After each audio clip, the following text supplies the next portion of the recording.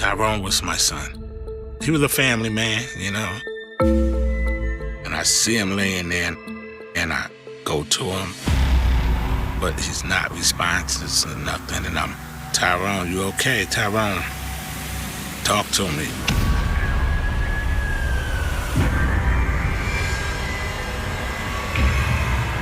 People were yelling, screaming, arguing. Police had no idea what had happened. They kind of put two and two together that he got pinned against the wall. She is completely in shock, and she's yelling, "Get up, Tyrone, get up, please, get up." He would have marks on him from prior fights.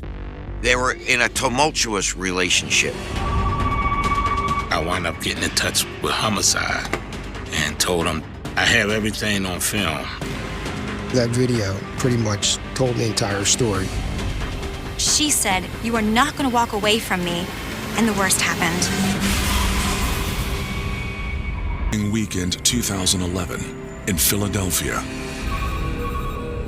At almost 2 a.m. on Sunday morning, multiple calls come into 911 from the 2400 block of Moore Street in South Philly.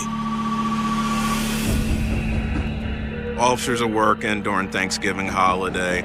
The peaceful quietness is disturbed by several 911 calls coming in of a report of a car that struck a building nearby in the South Philadelphia area. Officers don't have information as to how many people are hurt, how significant this crash is, so they're responding to the scene, not sure what they're going to come up upon when they arrive. I thought it was an auto accident with injuries, which I've dealt with thousands of times. The responding officers find a chaotic scene. This crash was so loud that people in the neighborhood came rushing outside immediately. I see this car in the middle of a lot that apparently went through like a barnyard fence. It appears the vehicle then struck the brick wall of a townhouse. The wall had chips in the brick, which I thought were from the impact of the car. It was probably about 5 to 10 feet from the side of a house. Just sitting there with the headlights on. Officers push through the crowd to get closer. I got people out right now yelling and screaming and stuff like this, and I'm trying to figure out, like, okay, what happened? There are no occupants inside the vehicle, but they spot a man lying on the ground in front of it.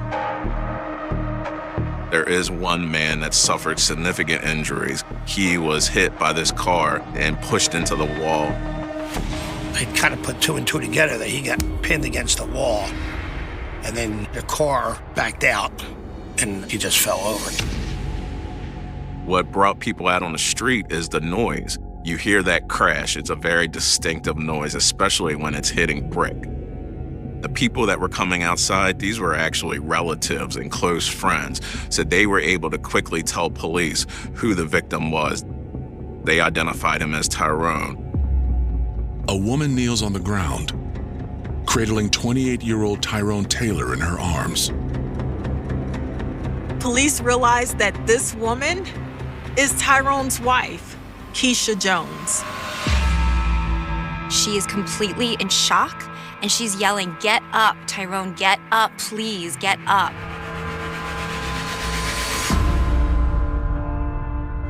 Tyrone Taylor Jr. was born on June 29, 1983.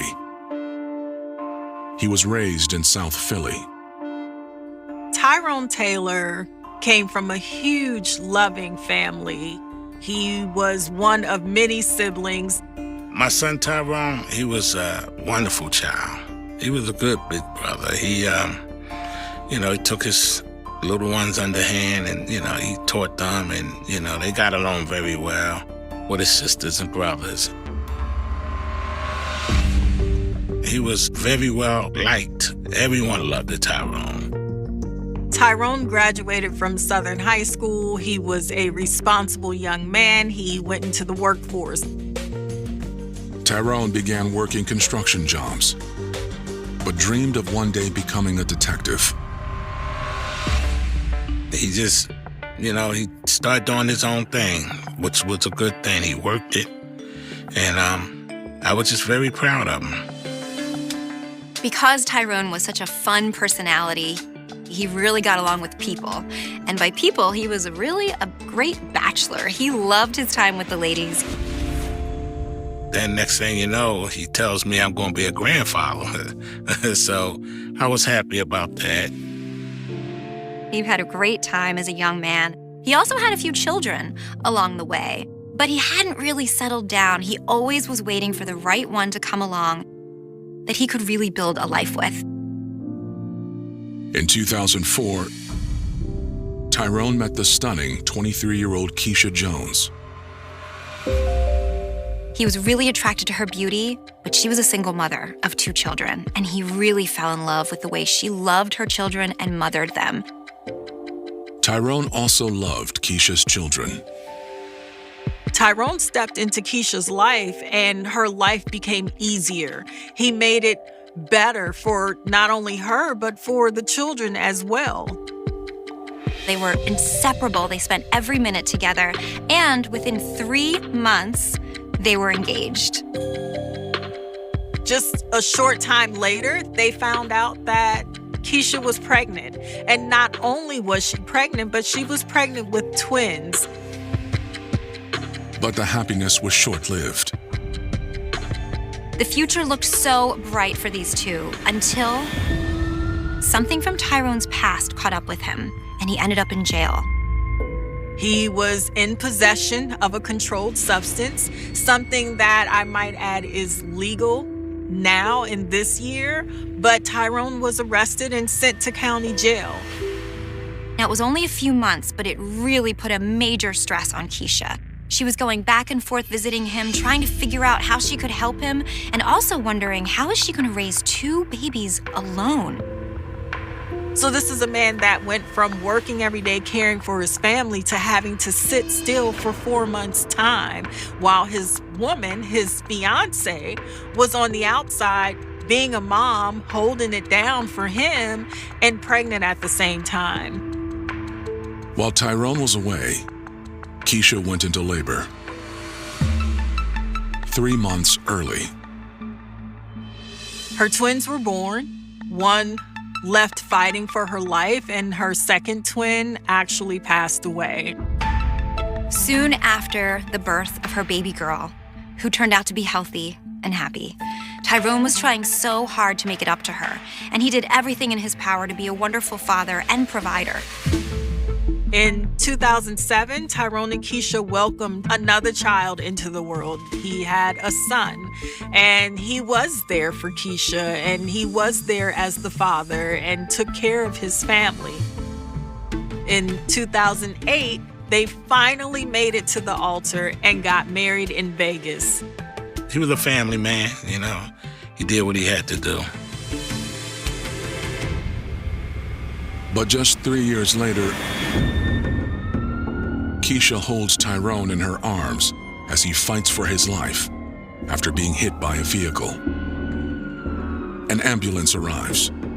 EMTs recognize that his injuries are life-threatening. So they're giving CPR, trying to save this man's life at this point. Patrol officers try to keep the crowd at bay. It's a chaotic scene, especially in this case because he did live in the neighborhood. He had family in the neighborhood. So they came out right away.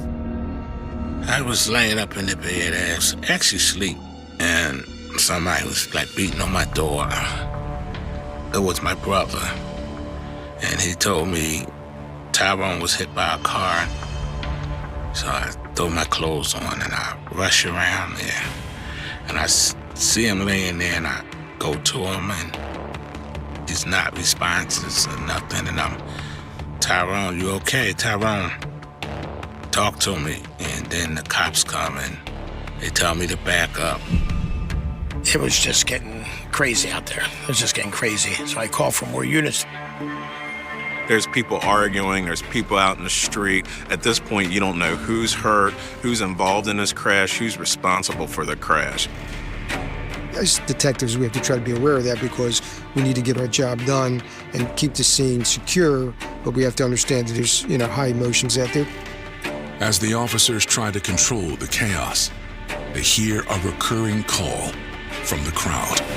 They're yelling. They're saying things like, "She did this. She hit him. We can't believe she killed him."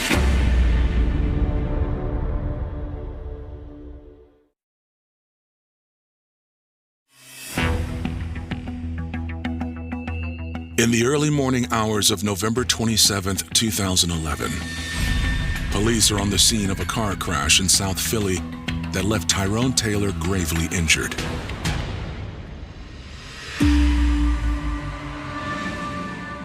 He was hit by this car and pushed into the wall. And there was a vehicle, it was about maybe 10 feet away from the wall. And there was the victim lying on the ground, obviously suffered severe trauma. There was so many people out there. Everybody in the neighborhood. And they crying and, oh my God. EMTs do their best to save him. But Tyrone's injuries are too severe. He was laying on his back and just saw the breath just coming up, like not with a burst of air. It was just seeping out of his mouth, and checked for a pulse, and there was no pulse there. So at that point, I'm like, he's not with us any longer. Tyrone had suffered such severe injuries when that vehicle hit him that he was already dead. The realization that Tyrone is gone spreads through the crowd. This is the neighborhood that he grew up in, and these people are angry. Especially Tyrone's father. Officers were holding him back. Oh, I'd be livid too. You know what I'm saying? No doubt Dad was being held back. It took a lot to hold me back. It took plenty of cops, and everybody was like going crazy. They're yelling. They're saying things like, "She did this. She hit him. We can't believe she killed him." And police realize that the woman that they're speaking of is Tyrone's wife, Keisha Jones. The officers, fearing for her safety, also realize that Keisha's hurt.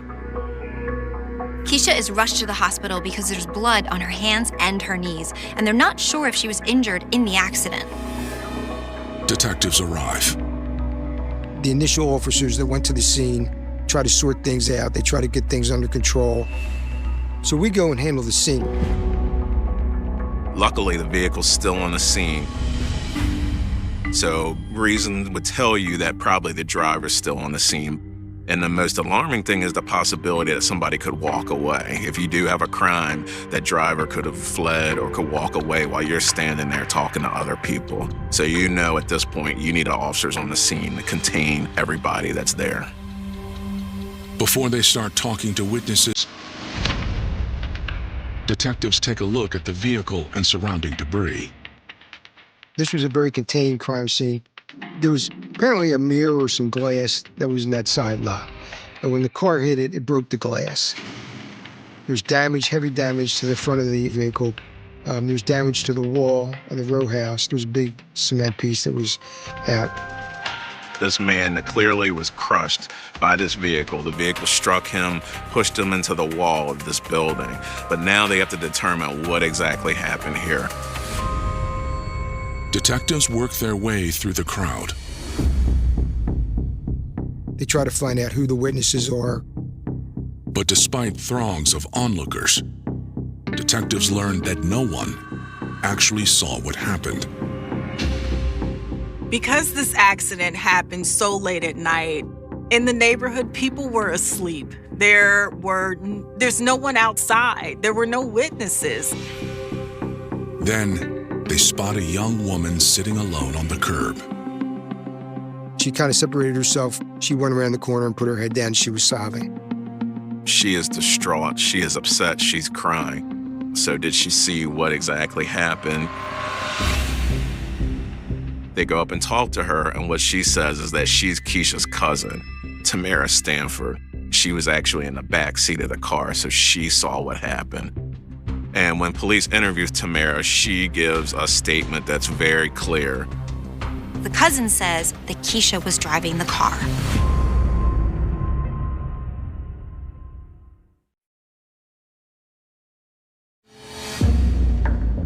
Detectives are on the scene of a fatal car crash in South Philly that left Tyrone Taylor dead. When police got to the scene, it was too late. Tyrone was already gone. Police know they have to start asking questions to see why this man is dead on the ground this particular night.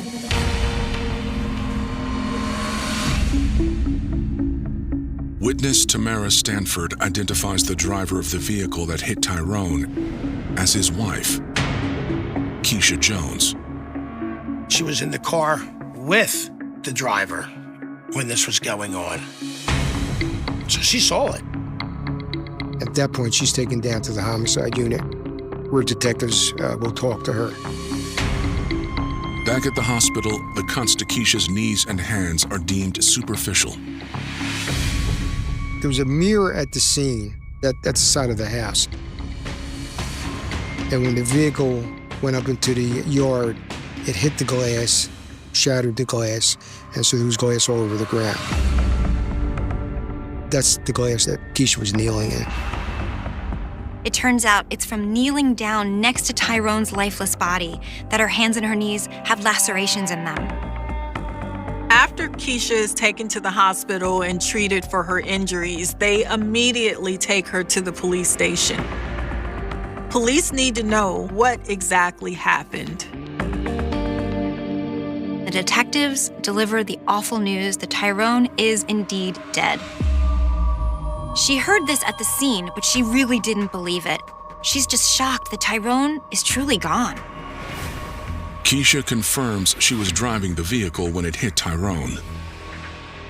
This was the father of her children. This was the man that she loved. And Keisha professed to tell police just that this wasn't intentional. This was an accident. There was an argument in the car. Tyrone got out and she jumped into the driver's seat and started to go after him. Keisha explains that she tried to take her foot off the gas pedal, but her shoe got caught. Her heel got stuck in the vehicle's gas pedal, and this was an accident.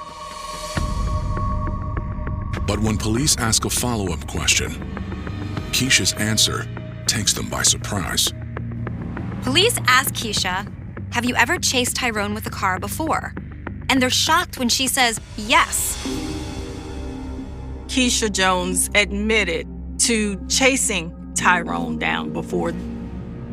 They would argue, it would get undoubtedly heated. Tyrone would remove himself from the situation and leave, and Keisha, being the one not wanting that argument to end, would jump in her car and go chase Tyrone.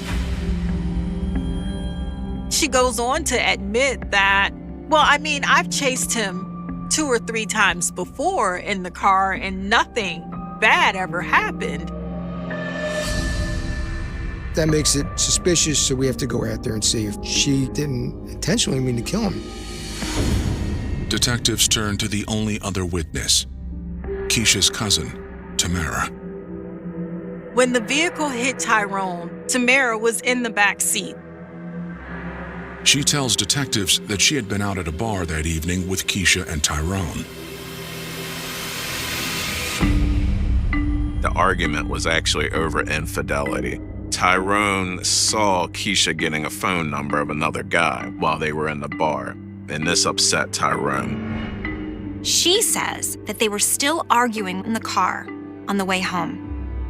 Tyrone was the one driving. She wasn't paying attention to Keisha and Tyrone because this was an argument. This was the norm for Keisha and Tyrone. And Tamara just sat back like, here we go again, and paid them no attention. The argument got heated, and Keisha kicked Tyrone out of the car. Tyrone was in his neighborhood. He figured everything blew up. It was out of control. He was going to remove himself from the situation. He left Keisha the vehicle so she could then go to her house with their children, and he would catch up with her after the situation de-escalated and everybody calmed down and had a chance to think. Tamara said she looked up from the phone because suddenly the vehicle started going really fast. She realized that Keisha is driving forward at a high rate of speed and coming right at Tyrone. Keisha proceeded to hit Tyrone. When she hit Tyrone, Tyrone rolled on top of the vehicle. Keisha proceeded to then accelerate and ran Tyrone into a wall, thereby crushing him.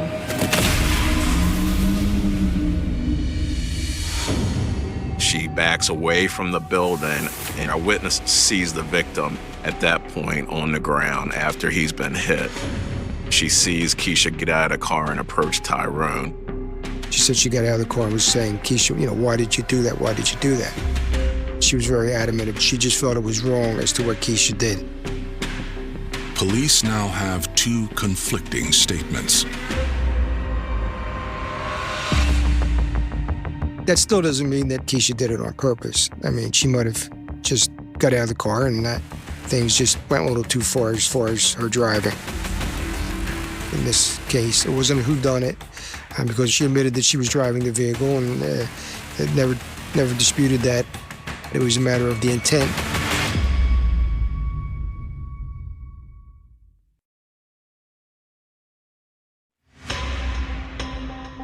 Philadelphia detectives are investigating the suspicious death of Tyrone Taylor after his wife hit him with her car in November of 2011. Police are at a standstill. They have Keisha saying it was an accident. They have Keisha's cousin, Tamara, saying it wasn't an accident. There's no evidentiary support. With no proof either way, detectives take a closer look at the facts they do have. Tamara is telling police Keisha came to pick her up. They came to meet Tyrone. It was a regular fun night. They had dinner, they went out. Keisha had 2 drinks for the night. Keisha's blood alcohol is tested, and she ends up being just over 0.1, which is just over the legal limit in Pennsylvania. The problem that you have as an investigator and as a prosecutor is that there is some level of intoxication. 2 drinks may have brought you over that legal limit depending on the size of that person or the weight of that person. So she could have been significantly intoxicated or just a little bit intoxicated. Did this come into play, that attacks that she intentionally rammed him into a wall and killed him? Investigators question the families to learn more about Tyrone and Keisha's relationship. From the outside looking in, it looked like they were one big happy family, and Tyrone and Keisha got along so well. But they all agree that the death of one of their twins while Tyrone was in jail was a curveball. These were 2 people suffering from grief. Keisha especially because she was a mother that lost a child, and Tyrone, feeling guilty for not having been there, just tried to be there for Keisha as much as possible. This trauma never really left Keisha, and she was always wondering what would have happened if the situation was different. Is this crash payback? Is she getting revenge on the loss that Tyrone caused her to suffer? The family says that in the past, Keisha often took her grief and her anger out on Tyrone. He felt himself responsible for making that mistake, and it was because of that Keisha's anger bubbled over repeatedly, and Tyrone took the abuse. Keisha was prone to lash out verbally, physically, and Tyrone never retaliated. He never lifted a hand to her. He just kind of dealt with it. They're always fighting. He would have marks on him from prior fights. They were in a tumultuous relationship. I start noticing scratches and different things, which he never been into an abusive relationship with anyone. And for me starting to see him like this is, it just bothered me when I say something, but he's like, oh, Dad, it's not like that. I got this. Don't worry about it. Men that are in domestic violence situations tend to stay silent. They don't tell anyone about it. Men will not go down and get a protection from abuse order, better known as a PFA, against their wife or girlfriend. It's a man thing. But even if Keisha had been violent to Tyrone in the past, it doesn't prove her intent on the night he was killed.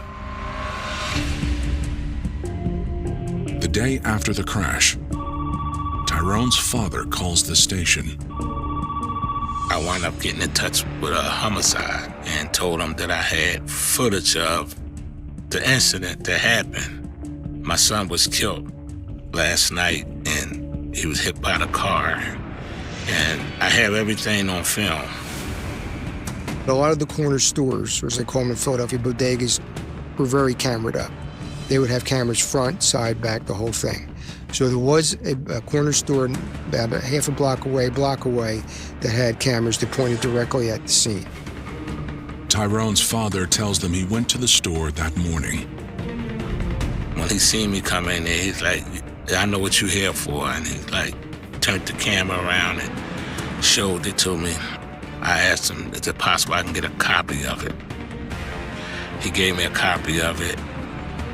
Detectives realize that they have the video that involves the whole crash.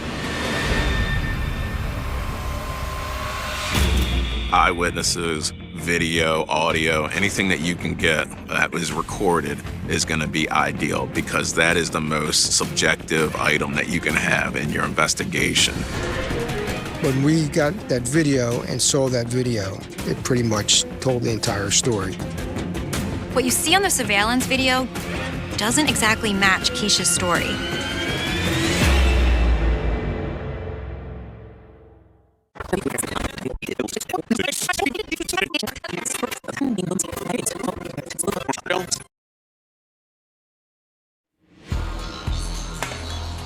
Philadelphia detectives are looking into the fatal crash that killed 28-year-old Tyrone Taylor on Thanksgiving weekend 2011. Tyrone's wife, Keisha, hit him with the vehicle she was driving, pinning him against a brick wall. Keisha told police that this was an accident. There's no way she would ever dream of killing her husband. After being tipped off by Tyrone's father, detectives obtained camera footage from a bodega near the crash site. Detectives review the footage, zeroing in on the moment the vehicle comes into frame. It pretty much told the entire story. You see the car come up, you see the headlights of the car come to the side, you see Tyrone get out, he's walking across the front of the car. He doesn't slam the door. He doesn't give her the finger. He doesn't bang on the glass. He doesn't exhibit any signs that he's hopped up or he's violent or he's angry. Tyrone attempts to walk away, but Keisha gets behind the wheel. Suddenly, the car lurches forward and turns, makes a 90-degree turn directly aimed at Tyrone.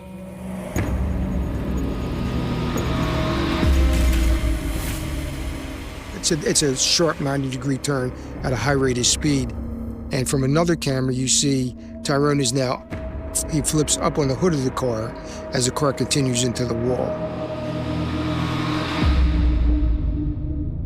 Camera doesn't show where the wall hits, but you see the car hit into the wall, kind of bangs, comes back, and then you see reverse.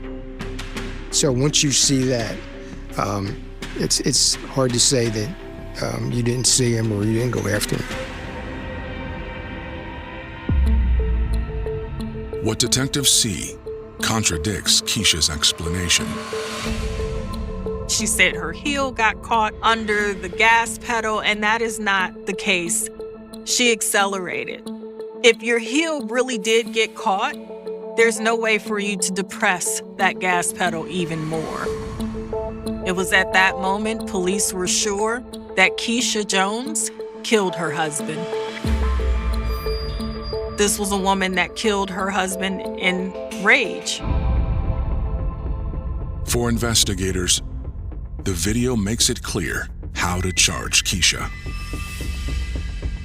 Detectives charged Keisha with first-degree murder, which in Pennsylvania, you have to prove that I understood what I did was going to kill you, and I intended to do this to kill you. Going forward and accelerating, it looks like from the video that your motive is to hurt him, is to kill him at that point. On November 27th, she was sent straight to prison without bail. Keisha's attorney tries to get the first-degree murder charge downgraded. At the end of that preliminary hearing, I said, I want to get you a deal for either manslaughter or third degree. Manslaughter is the best I could do. Third degree is the most likely, because third degree murder in Pennsylvania is that you were trying to inflict serious bodily injury, but not kill the person. And I believe that's what happened here. Prosecutors consider the challenges of proving Keisha's intent beyond a reasonable doubt. She stayed there, she didn't flee, and she was crying, holding him as he died in her arms. This is a huge hurdle as a prosecutor that you have to overcome. So you have a lot of issues going on here. Keisha was intoxicated. She was over the legal limit. Another thing that you look at is, was this in the heat of passion? So did she intentionally want to chase him, but she didn't intentionally want to kill him? Heat of passion takes away the intent of first-degree murder. So as a plea deal, they offered her to plead guilty to third-degree murder. So we got that deal. It was for a lot of jail time. I believe it was for like 15 to 30 years, which is a tough pill to swallow, but it's better than life without parole. And I told her, if you get first degree, the most likely verdict here, none of it's going to matter because it's mandatory life. In Pennsylvania, there's no possibility of parole. And that's got to be a factor in deciding whether or not to take a deal. And I really tried to drive that home. I told her to take it, and she just didn't want to listen. She rejected it, and I just left the case. Keisha felt confident that she would be successful in front of a jury.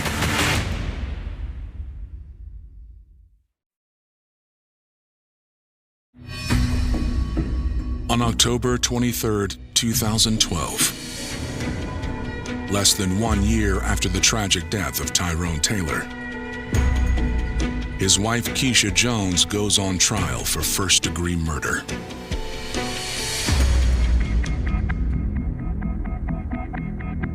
There's 4 pieces of evidence in this case that were overwhelming. The video, the cousin, the video, and the cousin. The prosecution puts Tamara on the stand. That night when Keisha and her cousin and Tyrone went out, Tyrone became angry because he saw Keisha giving her phone number to another man at the bar. According to Tamara, they were fighting in the car.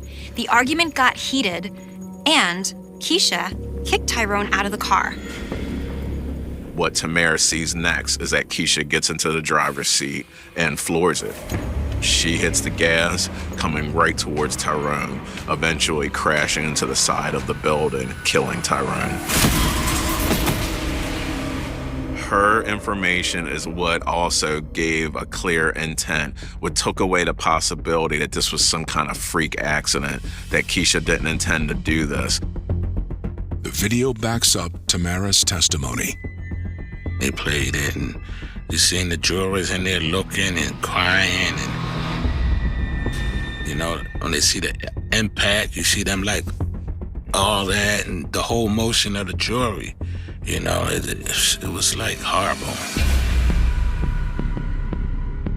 Keisha had the opportunity to stop the car, to step on the brake. If indeed her heel was stuck the way Keisha claimed to police, she could have popped the emergency brake. She could have thrown the gear shift in park. She could have turned left. She could have turned the wheel. She could have gotten away from her husband. Instead, what this woman did was watch her husband roll on top of this vehicle, and then she accelerated into a wall, thereby crushing her husband to death. The problem that you have in this case is you have this clear-cut video of this person driving 32 feet with her husband on the hood of the car through a fence into a brick wall. The only way you're going to overcome that is to have your client up there crying, appearing as to be the caring mother and the caring wife. Which is exactly what the defense attempts to do. The defendant could testify, and in this case, she did. You have Keisha saying one thing, that they have a beautiful relationship, no problem in the marriage. There's no reason in the world she would want to crush him. She says she didn't do it intentionally, and she can prove that she didn't do it intentionally because she stayed there, she didn't flee, and she was crying, holding him as he died in her arms. After a 3-day trial, the jury comes back with a verdict. Despite the defense's claim that Keisha did not intend to kill her husband or even hurt him, Keisha was still found guilty and convicted of first-degree murder. She was sentenced to life in prison. The prosecution had a video. This video was amazingly detailed. It showed the car basically revving and crushing him. And she has her own cousin in the back seat testifying against her. The outcome I was happy with. The sentence I was very happy with. He got justice. It wasn't so much I got justice, my son got justice. Tyrone Taylor. She took his life viciously, maliciously. Not only did she ruin her life in the process, but what about those children? Now, they have no parents because of one moment in Keisha's mind. Had they gotten help, had they sought therapy, had they talked it out with family even, just someone that meant something to them that could help them work through the issues, because it's never okay to hit anyone, male or female. If you are in an abusive relationship, it is not healthy. That is a toxic situation. That is a situation you need to remove yourself from, no matter how difficult you think it may be. Tyrone's memory will live on through those who still suffer from his loss. His birthday was June the 29th. And always they would have something, big cookout, and everyone gathered together, and, oh man, they always remember my son. Tyrone won't be forgotten. Like I tell people, God has his reasons for everything that goes on in our life. October should have felt ordinary. The air carried that unmistakable hint of autumn across the Washington metropolitan area. Trees lining suburban streets had just begun trading deep green for streaks of amber and crimson. School buses followed familiar routes. Parents hurried through morning routines with paper coffee cups warming their hands. Office workers drifted toward parking lots, already thinking about meetings, deadlines, and the quiet comfort of another predictable day. In neighborhoods stretching from Maryland into Virginia, life moved with the confidence of routine, the comforting illusion that tomorrow would resemble yesterday. Then, without warning, a single gunshot shattered that illusion. Not a barrage of bullets. Not the unmistakable chaos of an armed robbery. Just one sharp crack that vanished almost as quickly as it arrived. People looked around, confused more than frightened. Some thought a tire had exploded. Others imagined construction somewhere nearby. A few froze, unable to identify what they had heard. It lasted only a second. Long enough for everyone to notice. Too short for anyone to understand. And somewhere, hidden from every pair of searching eyes, someone quietly drove away. No screaming engine. No masked gunman sprinting across a parking lot. No witnesses pointing desperately toward a fleeing suspect. Only silence. The victim never had a chance. The bullet had crossed the distance in less than the blink of an eye. There was no confrontation. No warning. No final words. One ordinary moment dissolved into irreversible tragedy before anyone nearby realized a crime had even taken place. For investigators, that first scene seemed unusual. For the public, it barely registered. For the killers, it was only the beginning. Over the next 3 weeks, the nation's capital would experience something it had never truly faced before. Fear would stop behaving like an emotion and begin functioning like weather. It would drift over entire cities. It would settle into neighborhoods before sunrise and linger long after sunset. It would change how millions of people walked, where they parked, how they filled their gas tanks, how they accompanied their children to school, and even how they crossed an open parking lot. Every familiar place suddenly felt exposed. Every ordinary errand carried invisible risk. Every open space became a possible killing field. No one knew where the next shot would come from. No one knew who would be next. That uncertainty proved more terrifying than almost anything else. Crime usually offers a story people believe they understand. A robbery gone wrong. A domestic dispute. Revenge. Jealousy. A victim who somehow knew the person responsible. Human beings instinctively search for patterns because patterns create the comforting belief that danger can be avoided. This case destroyed every pattern. The victims had never met one another. They came from different backgrounds, different occupations, different neighborhoods. They ranged from teenagers to retirees. Some were walking into work. Some were shopping. Some were cutting grass. Some were pumping gasoline. One simply sat on a bench reading. There was no shared lifestyle. No common destination. No visible reason they had been chosen. The only thing connecting them was that, for a brief moment, they happened to occupy the wrong place at exactly the wrong time. That realization spread through the region like poison. People stopped lingering outside stores. Parents instructed children to zigzag through parking lots because someone believed moving unpredictably might make a sniper miss. Gas stations became places of anxiety instead of convenience.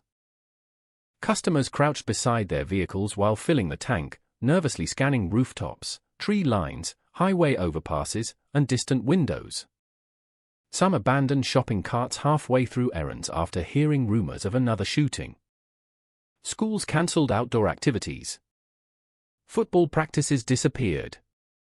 Recess became a luxury many principals no longer felt comfortable allowing. Office workers refused to stand near windows. Residents sprinted between buildings. The sound of a car backfiring could empty an entire parking lot within seconds. Fear had become contagious. The most disturbing part was not simply that people were dying. It was that nobody understood the rules. Serial killers, at least in popular imagination, stalk specific victims. Mass shooters appear in one horrifying location. Robbers demand money. These attacks obeyed none of those expectations. A single bullet. One victim. Then nothing. Hours later, perhaps another shooting miles away. Sometimes the attacks came the following day. Sometimes they arrived after enough silence for hope to begin returning. Then another life ended. Again. Again. Again. Every news broadcast interrupted regular programming. Maps filled television screens.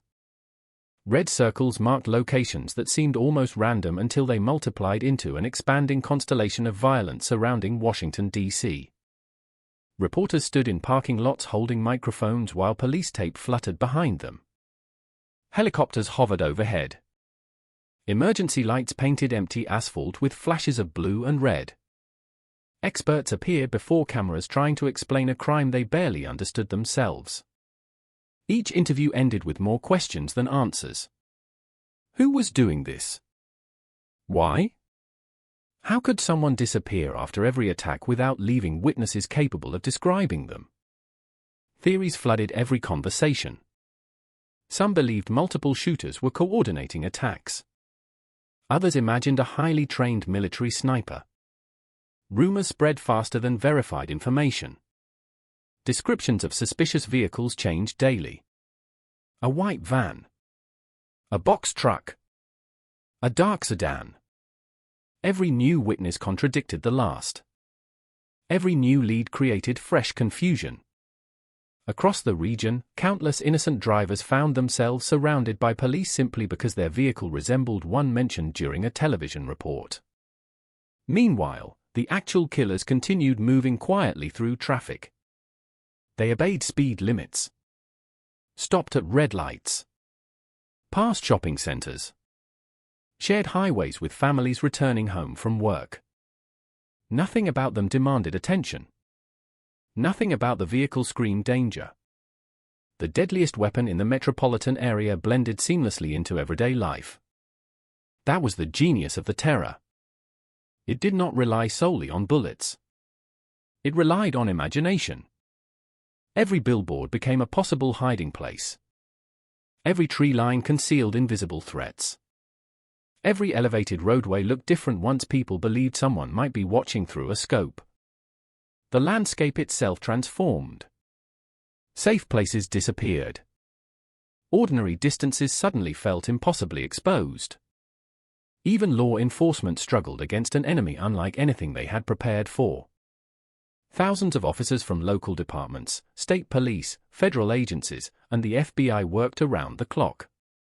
Command centers expanded. Evidence poured in faster than investigators could organize it. Telephones rang constantly with tips from frightened citizens convinced they had spotted the suspect. Most leads ended nowhere. Hours turned into days. Days became weeks. The shootings continued. Each new victim intensified the pressure. Each failure deepened public panic. Behind every police briefing stood exhausted detectives carrying the invisible weight of knowing another attack could happen before the next sunrise. Some officers admitted later that they changed how they walked to their own patrol cars. Others instinctively searched rooftops before stepping into open spaces. If trained investigators could feel vulnerable, ordinary citizens had little chance of remaining calm. But hidden behind the headlines was another story. A quieter story. One that began years before the first shot echoed across suburban Maryland. It involved a former soldier whose life had unraveled through anger, control, and obsession. It involved a teenage boy searching for belonging in the wrong place at the worst possible time. It involved manipulation so profound that the line between mentor and captor slowly disappeared. The nation would eventually learn their names. John Allen Muhammad. Lee Boyd Malvo.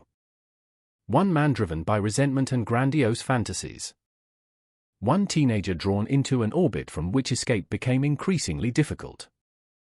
Together, they would create one of the most psychologically devastating crime sprees in modern American history, not because they killed the greatest number of people, but because they convinced millions that death could arrive anywhere, at any moment, without reason, warning, or mercy. Long before investigators discovered the modified Chevrolet Caprice. Long before cryptic messages reached police.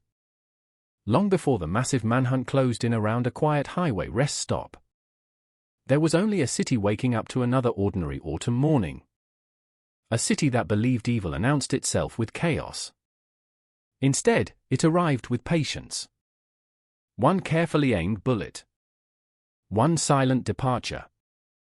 And a question that would haunt an entire nation. Where is the shooter, morning after morning, television anchors repeated the same sentence with growing disbelief. Another shooting. Another victim. Another location. The words sounded almost routine after a while, but nothing about them ever became ordinary. Behind every headline was a family that had awakened expecting a completely normal day. Someone had packed a lunch. Someone had kissed a spouse goodbye before work. Someone had promised to be home for dinner. Those conversations would become the final ordinary moments frozen forever in memory, replayed endlessly by the people left behind, each wondering if one more hug or one more minute could somehow have changed the ending. What made the terror different from almost every major crime America had witnessed before was not only the violence itself. It was the randomness. There was no neighborhood to avoid. No time of day that felt safer. No warning signs. No profile of a likely victim. Every recommendation offered by authorities seemed almost meaningless against an enemy who appeared capable of striking wherever opportunity presented itself. People adapted in strange ways because human beings always try to create the illusion of control. At gas stations across Maryland and Virginia, drivers abandoned the habit of casually leaning against their cars while waiting for the tank to fill. Instead, they crouched low behind the vehicle, constantly glancing toward distant rooftops. Parents rushed children from the school entrance to the family car in awkward zigzags after hearing that unpredictable movement might make a sniper's shot more difficult. Shoppers left stores carrying groceries against their chests as if the bags themselves offered protection. Some refused to shop altogether. The region did not stop functioning. It simply stopped breathing normally. Office conversations revolved around maps covered with red circles marking every confirmed attack. Radio hosts speculated endlessly. Neighbors exchanged rumors over backyard fences. One person insisted the shooter had military training. Another claimed the attacks were connected to terrorism. Someone else swore they had seen a suspicious white van only minutes before the latest shooting. Every theory sounded believable because no explanation made sense. Police departments faced an impossible challenge. Every emergency call demanded immediate attention. Every report of a suspicious vehicle had to be investigated. Every anonymous tip carried the possibility of ending the nightmare or wasting precious hours. The volume became overwhelming. Thousands of calls poured into dispatch centers. Some came from frightened witnesses. Others from people genuinely trying to help. Many were driven by panic. A delivery truck parked too long near a shopping center. A man looking through binoculars. A vehicle idling beneath an overpass. Each report reflected the same invisible truth. Fear had altered perception itself. Ordinary behavior no longer looked ordinary. Everyone became a potential suspect. No one felt completely innocent under the weight of suspicion. While investigators chased lead after lead, the unknown shooters seemed almost ghost-like. They never stayed. They never celebrated. They never communicated publicly in the beginning. They simply appeared, fired one devastating shot, and disappeared into the endless flow of traffic surrounding the nation's capital. That simplicity became their greatest weapon. Violence usually creates noise. This violence created silence. The silence after each gunshot lingered longer than the sound itself. Witnesses often described the same bewildering sequence.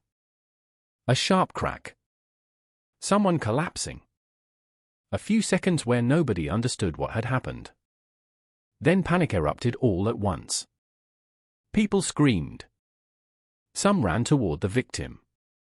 Others instinctively fled in the opposite direction. Several froze completely, unable to reconcile what they were seeing with the ordinary setting around them. Parking lots were never supposed to become crime scenes. Gas stations were places people visited almost without thinking. Shopping centers represented routine. School entrances symbolized safety. The attacks stole something more valuable than lives. They stole familiarity. Places that had once felt boring suddenly carried memories of blood, police tape, and unanswered questions. Television helicopters hovered over asphalt that looked indistinguishable from thousands of other parking lots across America. That was perhaps the cruelest detail. Nothing about the locations warned people they were dangerous. The danger existed because someone had decided it would. Elsewhere in the country, Americans watched from living rooms hundreds or even thousands of miles away. Many believed the nightmare belonged only to Washington, D.C., Maryland, and Virginia. But they continued watching. Night after night. Because deep down, another unsettling thought emerged. If this could happen there, why not anywhere? The attacks exposed a frightening vulnerability that many people had never considered. Modern suburban life depends on predictability.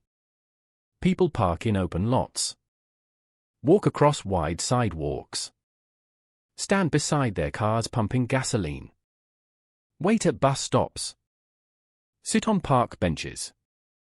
The routines are so deeply ingrained that they become invisible. The sniper transformed those invisible routines into moments of extraordinary risk. Suddenly, every stretch of open pavement demanded courage. Every glance over the shoulder became automatic. Every unexplained sound interrupted conversations. Every passing vehicle attracted attention before disappearing into traffic once more.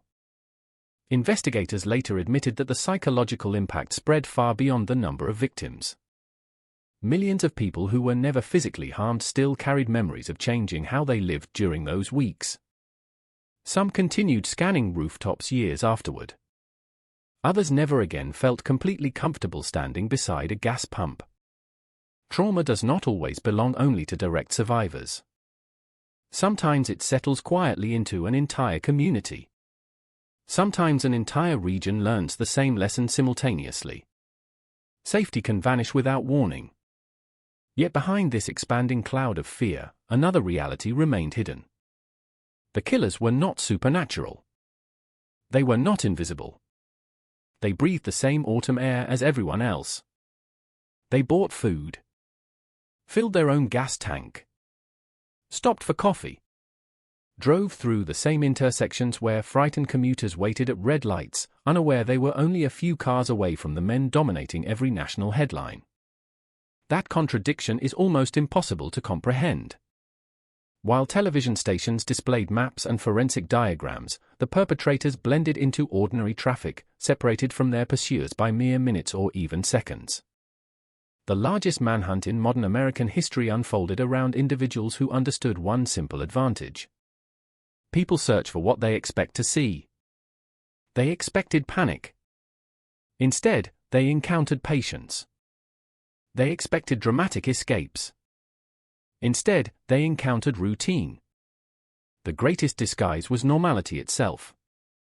For detectives, every passing hour increased pressure from every direction.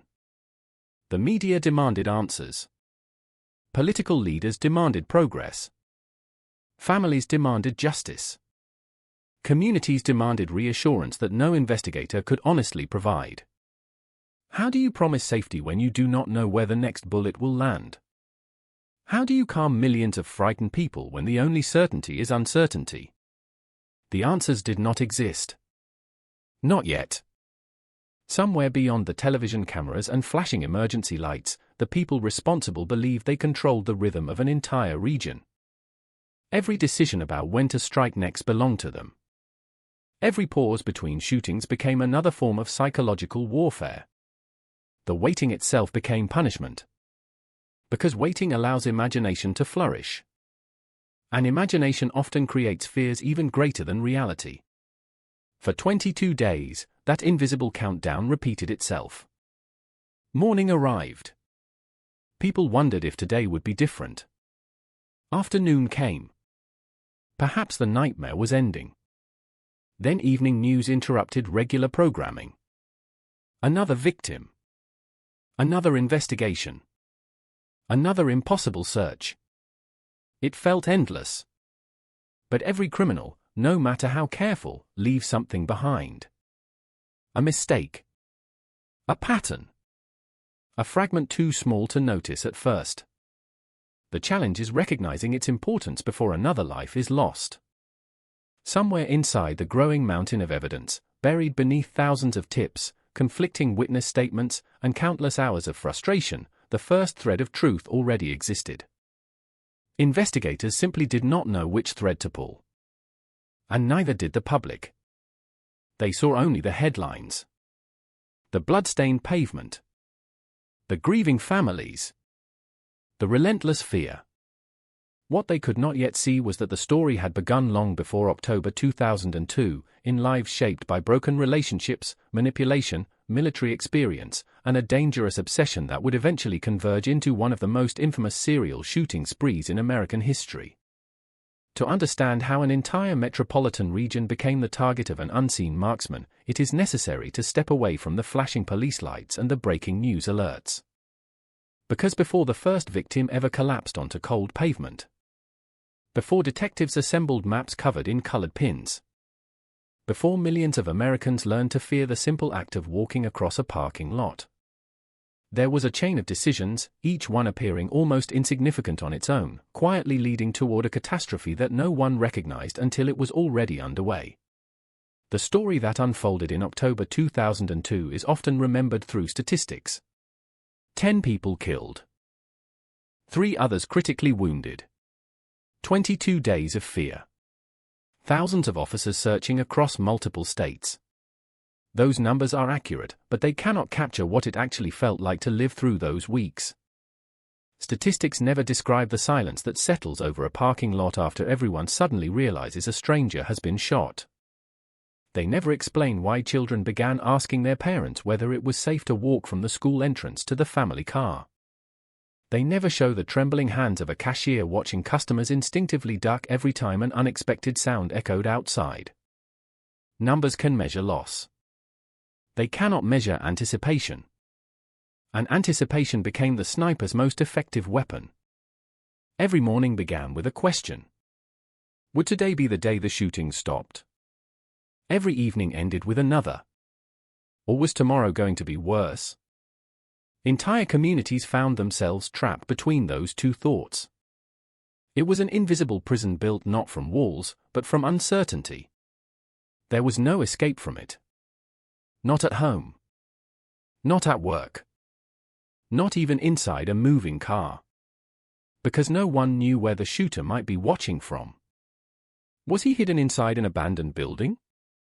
Lying on the roof of a warehouse? Concealed among the trees near a busy highway? Waiting inside a parked vehicle only a few hundred feet away? Every possibility seemed equally believable. Every possibility seemed equally terrifying. The human mind is remarkably efficient at filling empty spaces with fear. When information disappears, imagination takes over. And imagination rarely chooses the comforting explanation. Across the Washington metropolitan area, ordinary sounds acquired entirely new meanings. The slam of a dumpster lid. The crack of construction equipment. A vehicle backfiring several streets away. People stopped what they were doing. Heads turned instinctively. I searched the horizon. Conversations froze in mid-sentence. Only after several seconds, when nothing happened, did breathing slowly return to normal. Until the next sound. Until the next rumor. Until the next headline. For detectives working the investigation, exhaustion arrived long before answers did. Maps covered entire walls. Colored markers indicated confirmed shootings. Photographs of victims stood beside timelines. Reports accumulated faster than anyone could read them. Every detective understood the same grim reality. Somewhere outside those command centers, the person responsible was almost certainly preparing for another attack. The clock never stopped. Neither did the pressure. Each unsuccessful day carried consequences measured not in embarrassment or criticism, but potentially in another funeral. The burden was immense. Many investigators later described sleeping only a few hours each night before returning to stacks of evidence that seemed to grow endlessly. Coffee cups piled beside case files. Telephones rang without pause. Fresh witness statements contradicted older ones. Every apparent breakthrough dissolved into another dead end. Hope became dangerous. Because hope often collapsed into disappointment. Still, they continued. They had to. Somewhere among thousands of fragments existed a complete picture. They simply had not assembled it yet. Meanwhile, beyond the conference rooms and forensic laboratories, life attempted to continue. Restaurants remained open. Schools stayed in session, though under heightened security. Traffic still clogged highways every morning. People still celebrated birthdays. Still attended weddings. Still visited grocery stores. The routines of civilization persisted, but they felt strangely artificial, as though everyone were performing the role of a normal life rather than truly living one. Smiles became shorter. Goodbyes lasted a little longer. Parents looked back one extra time after dropping children off at school. Small habits changed without conscious thought. Some families began calling each other more often during the day. Others postponed unnecessary trips. Outdoor activities quietly disappeared from weekend plans. Not because anyone ordered them to stop. Because fear had already made the decision. That is one of terror's greatest victories.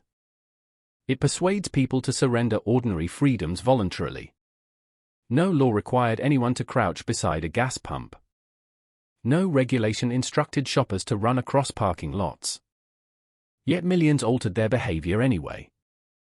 An unseen rifle had quietly rewritten the rules of daily life. The media, driven by the relentless demand for information, broadcast every confirmed development almost immediately.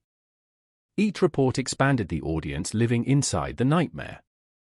People gathered around televisions in restaurants. Portable radios played continuously inside delivery trucks. Newspapers sold out early each morning. Breaking news banners became familiar companions. Every confirmed shooting dominated conversations at workplaces, schools, and dinner tables. Speculation spread faster than evidence. Some believed the attacks represented organized terrorism less than a year after the trauma of September 11 had reshaped the American psyche. Others insisted the shooter was targeting specific victims for reasons police had failed to uncover. Conspiracy theories flourished in the vacuum created by uncertainty. The absence of answers encouraged imagination. And imagination is rarely restrained by facts. Yet the truth, when it eventually emerged, would prove more disturbing than many of those theories. Not because it involved an international conspiracy. Not because it revealed a hidden organization. But because extraordinary fear had been created by remarkably ordinary appearances. The people responsible did not resemble the monsters imagined by the public. They could stand in line at a convenience store unnoticed. They could exchange polite conversation with strangers. They could drive through suburban neighborhoods without attracting a second glance. The greatest deception was not sophisticated technology or elaborate planning. It was invisibility born from normality. There is something uniquely unsettling about evil that does not announce itself. It does not wear a mask. It does not shout. It simply blends into the background until the moment it decides to act. By the time investigators finally understood what they were truly hunting, weeks had already passed. Lives had already been taken. Families had already begun grieving. Communities had already changed. But this story is not only about the search for two killers. It is about the thousands of ordinary people who unknowingly became part of one of the largest criminal investigations in American history. The patrol officer who refused to go home after a 16-hour shift because another shooting might happen overnight. The emergency room nurse who learned to recognize the devastating injuries caused by high-velocity rifle rounds. The dispatcher whose voice remained calm while listening to terrified callers describing scenes they could barely comprehend. The reporters who stood for hours behind police tape, hoping the next official briefing would finally answer the question everyone was asking. The parents who tried to appear fearless in front of children while privately wondering whether tomorrow's routine might become tomorrow's tragedy. Every one of them carried a piece of the story. Every one of them experienced the same invisible weight. Fear has a remarkable way of connecting strangers. People who had never met suddenly shared the same rituals, the same cautious glances across open spaces, the same instinct to hurry indoors, the same silent relief each evening when everyone they loved had returned home safely. For 22 days, survival itself became something worth quietly celebrating. Yet history teaches us that every investigation eventually reaches a crossroads. There comes a moment when scattered clues begin aligning. When coincidence gives way to pattern.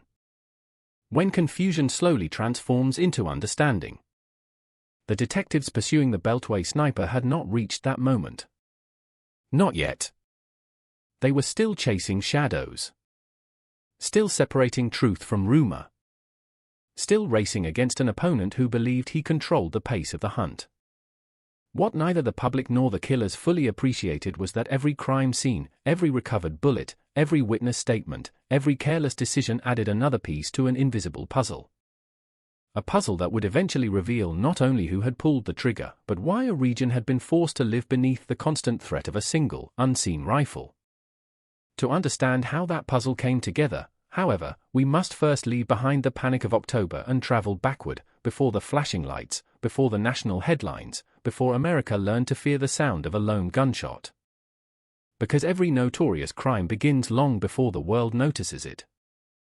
And in this case, the origins of the Beltway sniper attacks were rooted in fractured lives, broken identities, and a relationship that would gradually evolve into one of the most disturbing partnerships in the history of American true crime. The Washington metropolitan area has always been a place where urgency feels ordinary. Long before sunrise, streams of headlights begin flowing toward the nation's capital from every direction. Highways that connect Maryland, Virginia, and the District of Columbia fill with commuters before the morning sky has fully brightened. Government employees, military personnel, teachers, nurses, construction workers, lawyers, delivery drivers, students, retirees, millions of people move through the same network of roads every single day, each believing their destination is the most important place in the world. If only for a few hours. It is a region built on routine. Morning traffic slows near the Capitol Beltway with almost mathematical precision. Local coffee shops learn the names and orders of customers who arrive at the same minute every weekday. Gas stations along busy intersections welcome the same commuters every Tuesday or Thursday, depending on how quickly their fuel tanks empty. Grocery stores expect the evening rush just after 5 o'clock.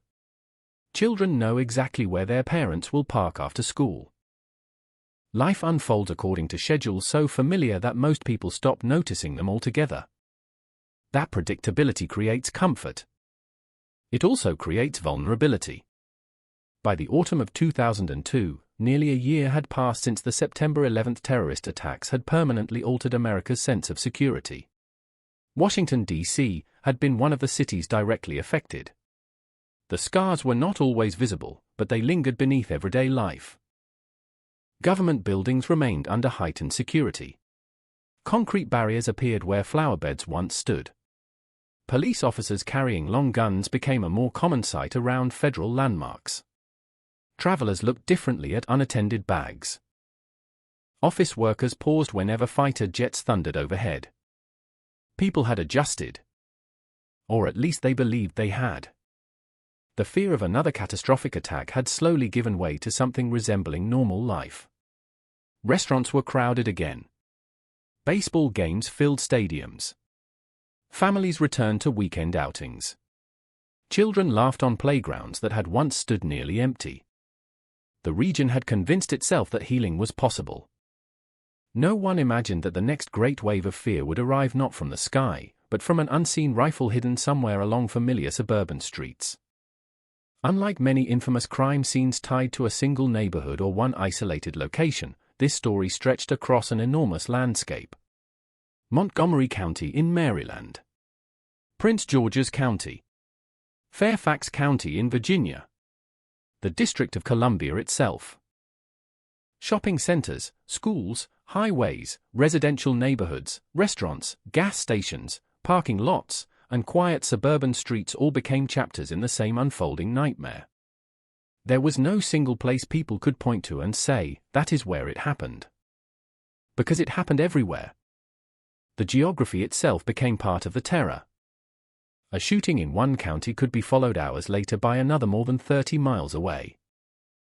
By the time police flooded one location with officers, helicopters, detectives, and crime scene technicians, the perpetrators were already somewhere else, blending into one of the busiest transportation networks in the United States. The Capitol Beltway, officially Interstate 95, circles Washington like a massive concrete artery. Tens of thousands of vehicles pass through it every hour. Families on weekend errands share lanes with government officials, commercial trucks, tourists, and long-distance travelers. It is a place where anonymity comes naturally. One more sedan disappearing into traffic is no different from the thousands surrounding it. For someone determined to vanish, few environments offered a better advantage. But before anyone understood that advantage, the region itself represented something very different. For many residents, suburban Maryland and Northern Virginia symbolized stability. Tree-lined neighborhoods stretched behind shopping plazas filled with grocery stores, pharmacies, bookstores, and family-owned restaurants.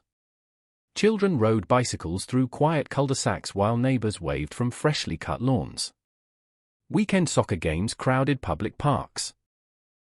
Churches welcomed familiar faces every Sunday morning. High school football stadiums glowed beneath bright lights on cool Friday evenings. It was not paradise.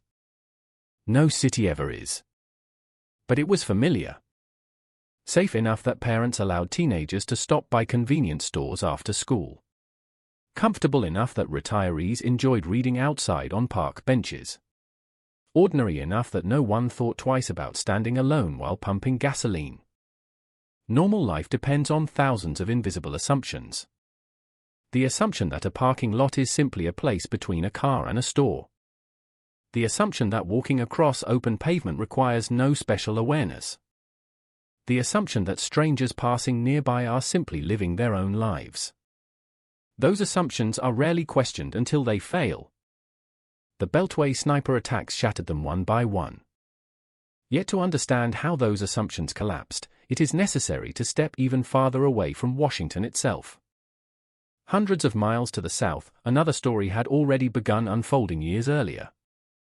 It was a story shaped not by sudden violence but by slow transformation. John Allen Muhammad was not born with a name the world would eventually remember. He entered the world as John Allen Williams on December 31, 1960, in Baton Rouge, Louisiana. His childhood was marked by instability from an early age. His mother died when he was still young, and much of his upbringing fell to relatives. Loss arrived before adulthood had even begun, leaving emotional fractures that would deepen over the years rather than heal.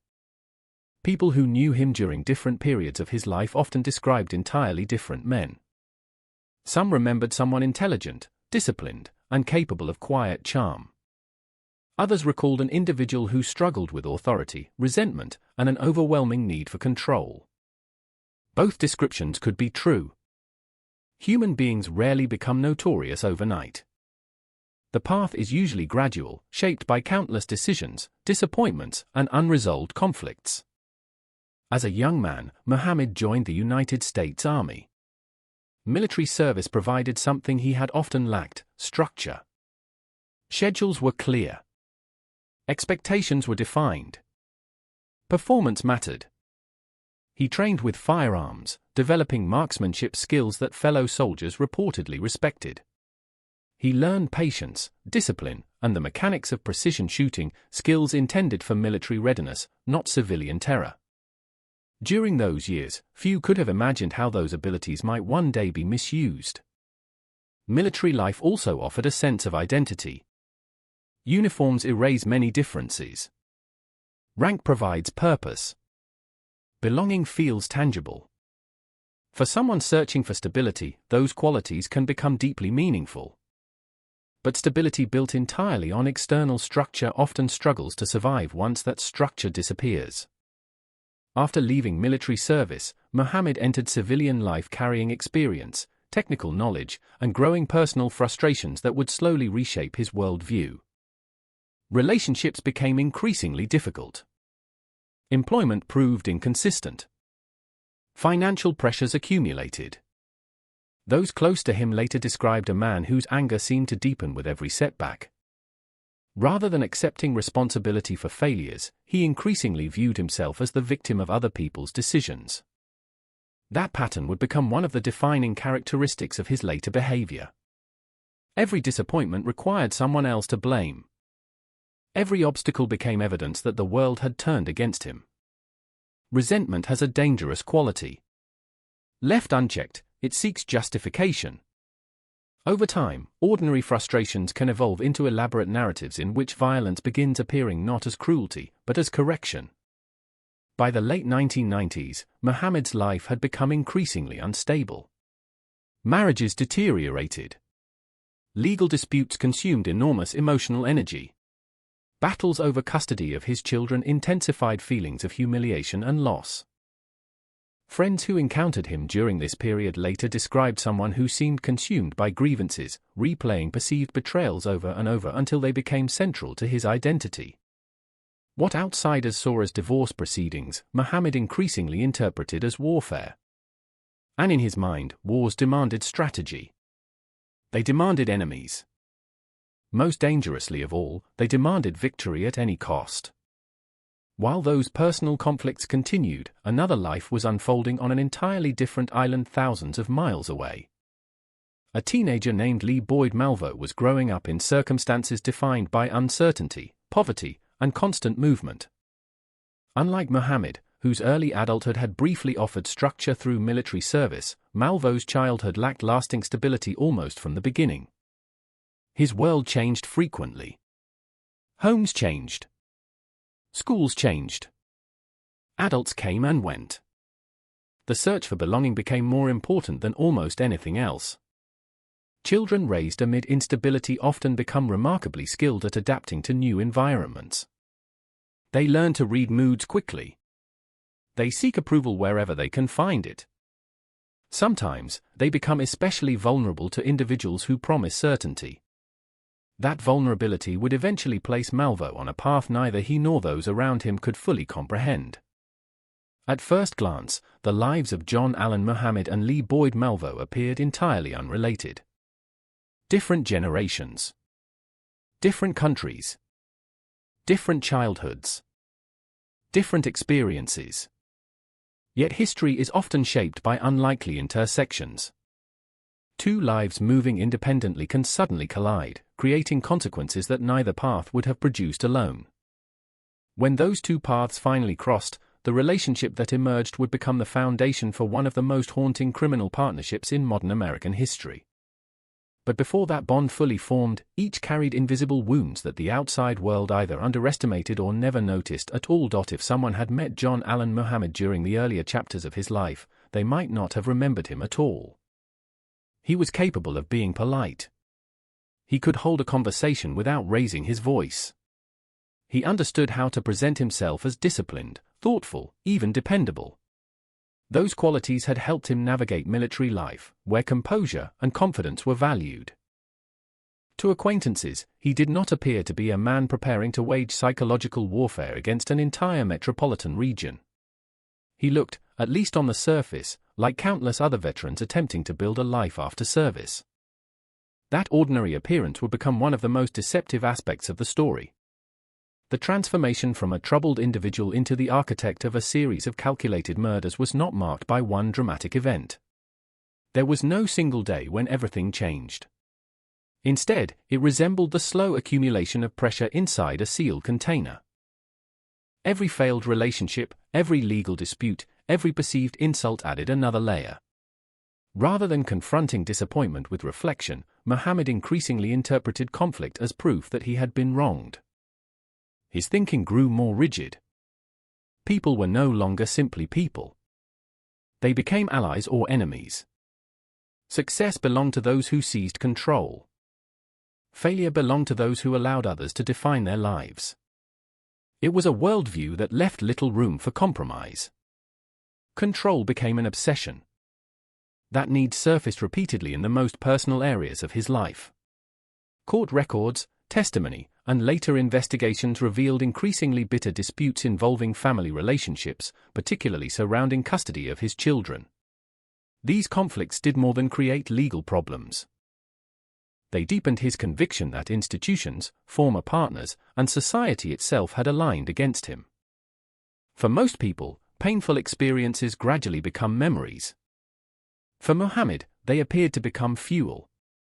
He revisited them constantly, repeated them, expanded them, until ordinary disappointments evolved into evidence supporting a much larger narrative in which he viewed himself as both victim and strategist. Those who become trapped in that kind of thinking often begin searching for a way to reclaim power. Not necessarily through success. Sometimes through fear. Fear forces attention. Fear demands recognition. Fear creates the illusion of importance. Years later, prosecutors would argue that Muhammad's long-term plans reached far beyond the shootings themselves. They believed the attacks were intended not only to spread terror but ultimately to conceal the murder of his former wife within a pattern of apparently random killings. Whether every aspect of that vision could ever have unfolded exactly as imagined remains impossible to know. What is clear is that his thinking had become increasingly detached from the ordinary ways most people resolve anger and loss. While Muhammad's resentment hardened, Lee Boyd Malvo was still searching for something much simpler. He wanted stability. Born in Kingston, Jamaica, in February 1985, Malvo spent much of his childhood moving between countries with his mother. Financial hardship was a constant companion. Opportunities appeared briefly before disappearing again. Schools changed. Neighborhoods changed. Familiar faces rarely remained in his life for long. Children raised in unstable environments often become experts at adaptation. They learn how to fit into unfamiliar places. They become sensitive to approval because acceptance can never be taken for granted. What they frequently lack is consistency. Someone who remains. Someone who offers certainty. By the time Malvo entered his teenage years, that certainty still had not arrived. He was intelligent, curious, soft-spoken. Teachers and acquaintances later described a young man capable of thoughtful conversation and eager to learn. Nothing in those observations suggested the future awaiting him. But vulnerability does not always appear as weakness. Sometimes it appears as loneliness. And loneliness can become a powerful opening for manipulation. Muhammad and Malvo eventually met on the Caribbean island of Antigua. The circumstances of that meeting seemed almost ordinary. An older man. A younger teenager. Conversations. Guidance. Advice. To outside observers, the relationship could easily have resembled mentorship. Muhammad presented himself as someone with experience, confidence, and answers. For a boy still searching for direction, those qualities carried enormous weight. The bond deepened quickly. Witnesses later recalled seeing them together frequently. Muhammad assumed a role that blurred the boundaries between teacher, father figure, protector, and authority. Malvo, in turn, appeared increasingly devoted to him. Healthy mentorship encourages independence. Manipulation encourages dependence. That distinction would become critically important. Gradually, Muhammad became more than someone Malvo admired. He became the center of his world. The teenager's sense of identity began revolving around the older man who seemed to possess certainty about everything. Their conversations reportedly extended far beyond ordinary advice. They discussed religion, society, conflict, injustice, and purpose. Over time, those ideas formed a closed system in which Muhammad's perspective dominated. Isolation strengthened the process. The fewer outside influences a person encounters, the easier it becomes for one voice to define reality. Psychologists who later examined the relationship described patterns consistent with coercive control and grooming. Malvo's age, his unstable upbringing, and his search for belonging created conditions in which Muhammad's influence became extraordinarily powerful. None of this erased Malvo's responsibility for his actions, but it provided important context for understanding how a teenager became involved in crimes of such staggering magnitude. As their lives became increasingly intertwined, they traveled together across the United States. They lived in vehicles, stayed in temporary accommodations, moved from place to place with little permanence. The constant movement further isolated them from ordinary social relationships. There were no long-time neighbors asking questions, no stable workplace providing routine, no community observing gradual behavioral changes. Instead, the pair existed inside a world that grew progressively smaller, with Muhammad occupying its unquestioned center. Outside the relationship, America was entering a period of profound uncertainty. The attacks of September 11 had reshaped public consciousness. Security dominated political discussion. News broadcasts frequently focused on terrorism, military operations overseas, and the possibility of future attacks. Law enforcement agencies across the country devoted enormous resources to preventing another catastrophic event. Few imagined that one of the nation's most unsettling crime sprees would emerge not from an organized terrorist network but from a partnership traveling quietly through ordinary American suburbs. By 2002, Muhammad and Malvo had spent enough time together that their relationship appeared almost inseparable. They shared meals, shared transportation, shared plans. Most importantly, they increasingly shared a worldview that separated them psychologically from the society around them. That separation mattered. Violence rarely begins with action. It begins with distance. Distance from empathy. Distance from ordinary moral boundaries. Distance from the recognition that strangers possess lives as rich and valuable as one's own. Once those distances grow wide enough, unimaginable acts become easier to rationalize. No one driving past them on an interstate highway could have recognized the danger. At rest stops, they looked like countless other travelers. At convenience stores, they blended into the flow of customers buying snacks, drinks, or gasoline. Nothing about their appearance hinted at the fear they would soon unleash.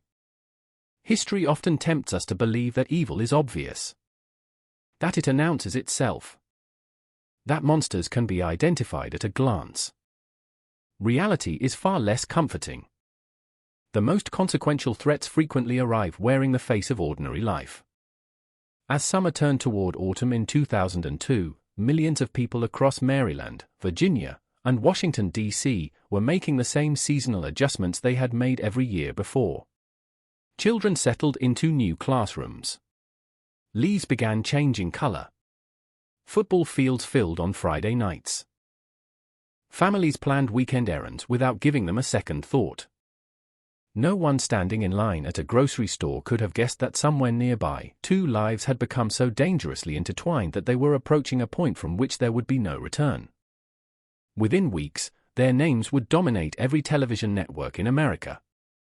But before investigators learned who they were, before journalists printed their photographs on front pages across the country, before police departments coordinated one of the largest manhunts in modern U.S. history, John Allen Muhammad and Lee Boyd Malvo were simply two travelers moving through a landscape that had no idea it was about to become the setting for one of the most psychologically devastating crime sprees the nation had ever experienced. By the final days of September 2002, the Mid-Atlantic seemed to be settling into one of those autumns people remember for all the right reasons. The suffocating heat of summer had finally begun to retreat. Mornings arrived with a cool breeze that encouraged people to open their windows before work. Maple trees along suburban streets hinted at the first touches of orange and gold, while scattered leaves skated across sidewalks each time the wind gathered strength. High school marching bands rehearsed for Friday night football games. Families debated Halloween decorations still packed away in basements. Farmers' markets displayed pumpkins beside baskets of fresh apples, and children counted the weeks until Thanksgiving break. Life followed its familiar rhythm. There is something deeply reassuring about routine in suburban America. The roads become crowded at almost exactly the same hour every weekday. School crossing guards recognize the faces of children long before they learn their names. The cashier at the neighborhood grocery store asks about your family because she remembers seeing them the week before. Neighbors wave from opposite driveways while collecting the morning newspaper. These rituals seem insignificant when they are happening. Only after they are interrupted do people understand how much emotional security they quietly provide. In communities stretching from Montgomery County to Fairfax County, residents rarely thought about the possibility of becoming victims of a violent crime while running errands in broad daylight. Crime certainly existed, as it does in every major metropolitan area, but it belonged to categories people believed they understood. Burglaries happened behind closed doors. Robberies involved confrontation. Domestic violence unfolded within troubled relationships. The news occasionally reported tragic homicides, yet they almost always came with an explanation that helped the public place them at a comfortable distance. Someone knew the victim. Someone had a motive. Someone had a reason. Those explanations, however painful, offered reassurance.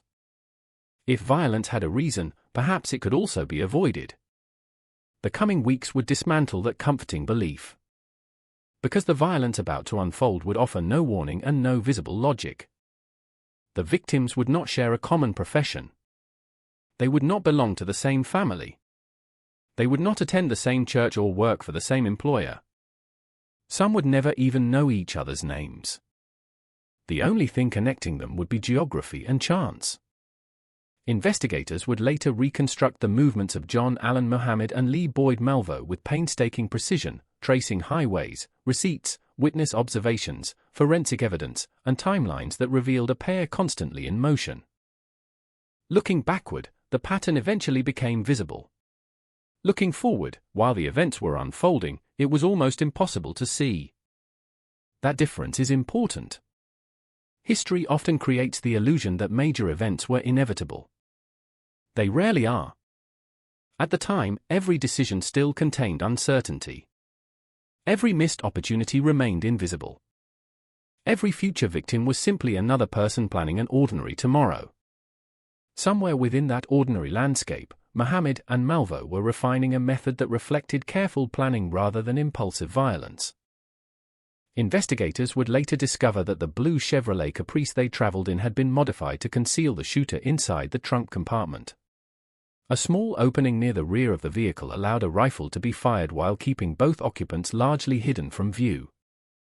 The design reduced the likelihood that witnesses would immediately identify the source of the gunfire, adding another layer of confusion to crimes already marked by speed and precision. It was a chilling adaptation of something deceptively simple. The vehicle itself did not attract attention. Chevrolet Caprices were common. Blue sedans were common. Nothing about the exterior announced what it concealed. The danger existed beneath an appearance of complete normality. That contrast would become a defining feature of the entire case. The attack method also reflected patience. There would be no dramatic pursuit through city streets. No exchange of gunfire with police. No hurried escape on foot. The plan depended on blending into ordinary traffic before anyone fully understood that a shooting had even occurred. By the time witnesses realized they had heard a rifle shot rather than a car backfiring, the vehicle could already be miles away, surrounded by hundreds of other nearly identical automobiles. From an investigative standpoint, the challenge was extraordinary. Every minute mattered. Yet the first few minutes after each shooting were often consumed simply determining what had happened. Emergency calls described a person collapsing. Some callers believed the victim had suffered a medical emergency. Others mentioned hearing a loud noise but could not identify its source. Only after paramedics and officers reached the scene did the horrifying truth become clear. That delay, repeated again and again, created precious time for the perpetrators to disappear. As September drew to a close, no public warning existed because no pattern had yet emerged. Police departments across the region continued addressing countless routine calls. Traffic accidents. Domestic disputes. Thefts. Medical emergencies.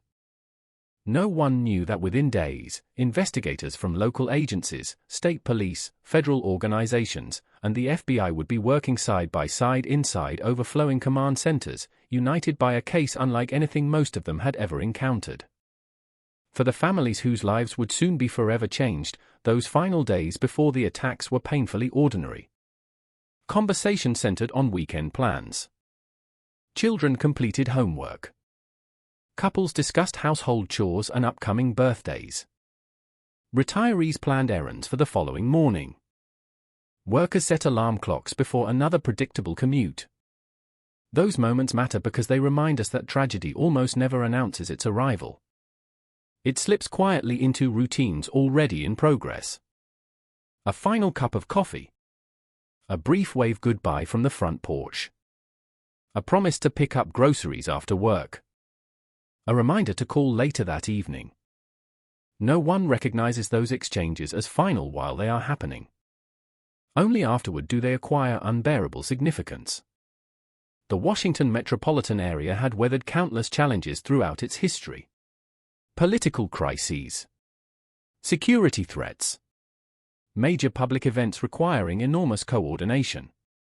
Its residents had developed a reputation for resilience, adapting quickly whenever circumstances demanded it.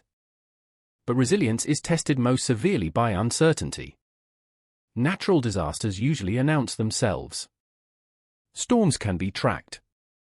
Floodwaters can be measured. Even many criminal investigations begin with a defined scene and identifiable suspects. The danger approaching in October 2002 offered none of those advantages. It would be mobile, patient, unpredictable. Its greatest strength would not simply be marksmanship. It would be its ability to transform uncertainty into fear. Looking back now, knowing how the story ends, it is tempting to search these quiet September days for obvious warning signs. There were none visible to the public. Families tucked children into bed without imagining they would soon teach them how to run across open spaces. Teachers prepared lesson plans without knowing outdoor activities would be cancelled out of caution. Store managers stocked shelves without suspecting their parking lots might become scenes of national attention. Television stations planned ordinary news coverage, unaware that within a matter of days they would interrupt regular programming with breaking reports that seemed impossible to comprehend. The stage was set long before anyone realized a performance had begun. Two men traveled unnoticed through the same highways used by millions of others. An entire region moved confidently through familiar routines. Between those two realities lay only a handful of days. Then, on the morning of October 2, 2002, in a parking lot outside a grocery store in Wheaton, Maryland, an ordinary day would come to a sudden and irreversible end. A single shot would echo across the pavement. At first, almost no one would understand what they had heard. By the time the truth became clear, the killers would already be gone. And the quiet confidence that had defined life across the nation's capital for generations would begin to disappear with them, replaced by a question that no one, not the police, not the government, not the public, could yet answer. Who was hunting strangers? And why, on paper, they had almost nothing in common. Different ages. Different careers. Different dreams. Different neighborhoods. Some had spent decades building families. Others were only beginning to imagine the future waiting ahead. One had devoted years to helping customers in a small business. Another had served in government. Someone else simply wanted to finish another ordinary workday and return home before dinner. If their lives had crossed before October 2002, it would almost certainly have been by accident, a passing glance in a supermarket aisle, two cars waiting beside each other at a red light, strangers sharing the same coffee shop without ever exchanging names. Instead, history would bind them together forever through a connection none of them chose. That is perhaps the most heartbreaking truth about the Beltway sniper attacks. There was no single victim. There were many. And before they became headlines, every one of them was simply living a life that mattered deeply to someone else.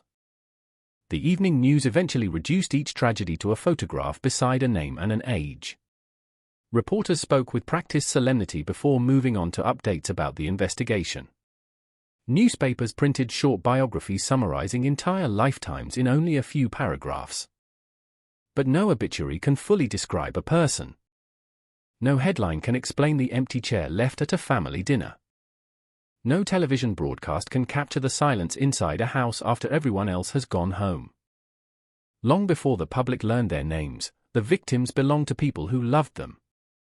parents, children, brothers, sisters, friends, co-workers, neighbors, people who knew the sound of their laughter without needing to think about it, people who recognized their footsteps in the hallway, people who expected another phone call that evening.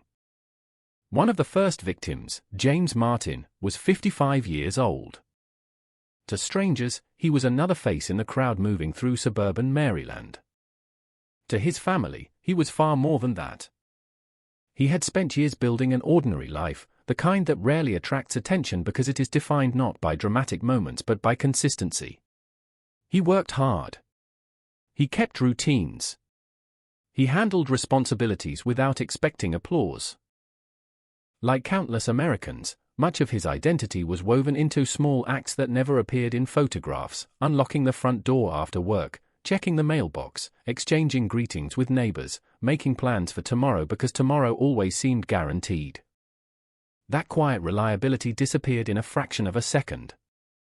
His family would later discover that the final ordinary moments they shared had become memories without warning. There would be no chance to say goodbye. No final conversation. Only questions that could never be answered. Across the region, another family prepared breakfast without realizing they, too, would soon become part of a story unfolding beyond their imagination.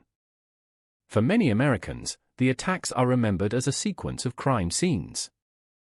For the families involved, they are remembered as interrupted mornings. A cup of coffee growing cold on a kitchen counter.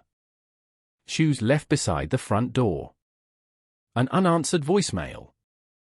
A grocery list never completed. Life does not stop all at once. It leaves traces behind. Those traces become sacred after loss. At first, the victims seemed unrelated. Investigators struggled to identify any connection because none appeared to exist. Different professions. Different lifestyles. Different daily schedules. Nothing suggested a coordinated attack against a particular group. That absence of connection became its own horrifying clue. If the victims shared nothing, then perhaps anyone could become one. That realization spread through communities long before officials openly acknowledged it. People watched interviews with grieving relatives and silently replaced unfamiliar faces with their own loved ones. That could have been my father. My wife. My son. My neighbor. The distance between viewer and victim began disappearing. Every new attack reinforced the same unbearable possibility. Chance had become the deciding factor. Among those whose lives would soon intersect with history was a woman named Sarah Ramos. Only 34 years old, she had built a life centered around work and family.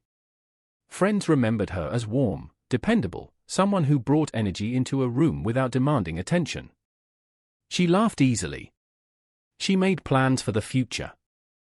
Like millions of others, she assumed tomorrow belonged to her. On the morning she left home, there was nothing unusual about the day. No instinct warning her to stay inside. No mysterious feeling that something terrible waited beyond the driveway. The weather offered no omen. The streets looked exactly as they had the day before. Cars moved through traffic. Stores opened their doors. Life continued. Human beings rarely recognize the final ordinary morning of their lives. We complain about traffic. Forget our umbrellas. Promise ourselves we'll answer messages later. Normality has a way of disguising its own fragility. The sniper understood that. The victims did not. Another name would eventually appear in newspapers across the nation. William Sullivan. An experienced landscaper. Someone whose work often placed him outdoors, caring for the appearance of neighborhoods that others hurried through without much thought. There is a quiet dignity in physical work. Freshly cut grass. Trimmed hedges. Clean walkways. Most people notice only when those things are neglected. Workers like Sullivan spend years improving places they may never truly enjoy themselves because the work is always for someone else. His final day began like countless others. Tools loaded. Tasks scheduled. Another shift expected to end before sunset. Instead, his family received news that no family ever imagines hearing. Not after a dangerous occupation. Not after military service. Not after illness. After landscaping. The ordinary had become lethal. As investigators struggled to understand the killings, something equally painful unfolded inside the homes of the victims. Phones rang constantly. Relatives traveled from other states.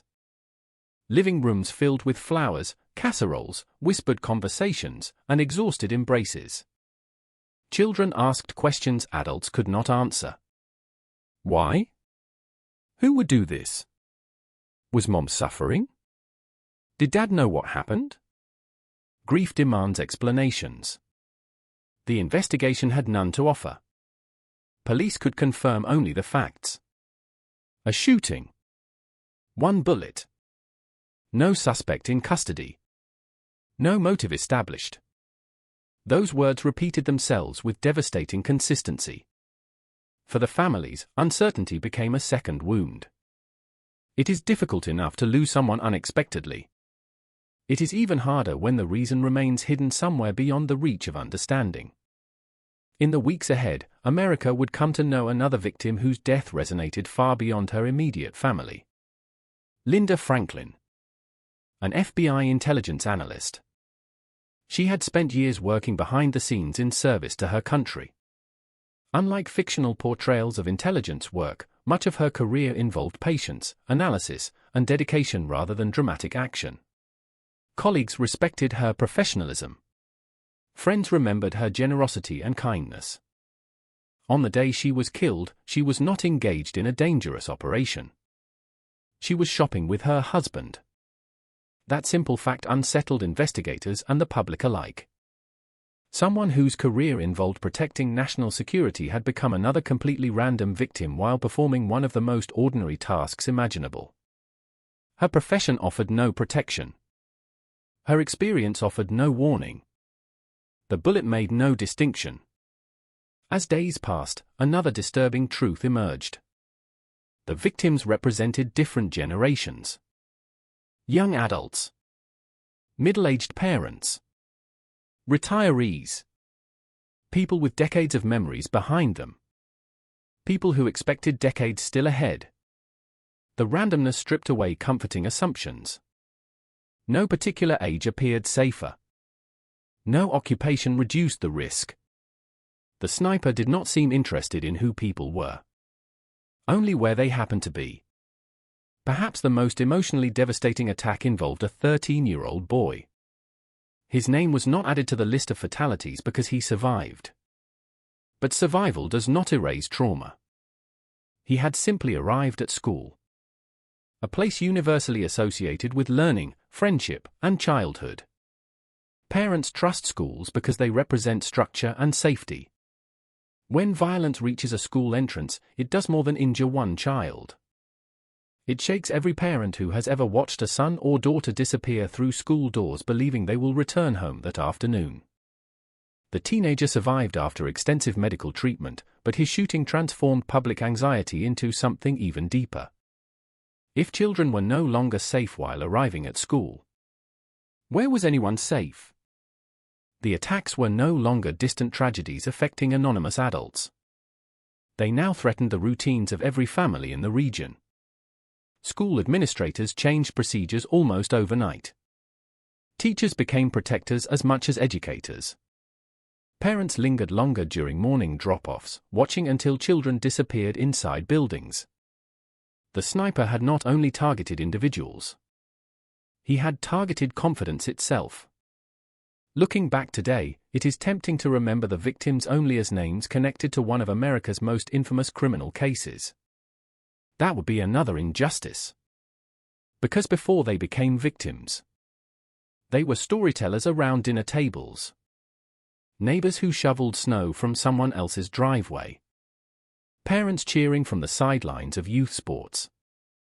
Co-workers celebrating birthdays in office break rooms. Friends remembered for favorite jokes. Grandparents whose hugs became cherished memories. People whose lives were measured not by the way they died, but by the countless ordinary moments through which they quietly shaped the lives of everyone around them. Those ordinary moments are what the sniper stole. Not simply lives. Futures. Birthdays that would never be celebrated. Anniversaries that would never arrive. Phone calls that would never be answered. Conversations that would never happen.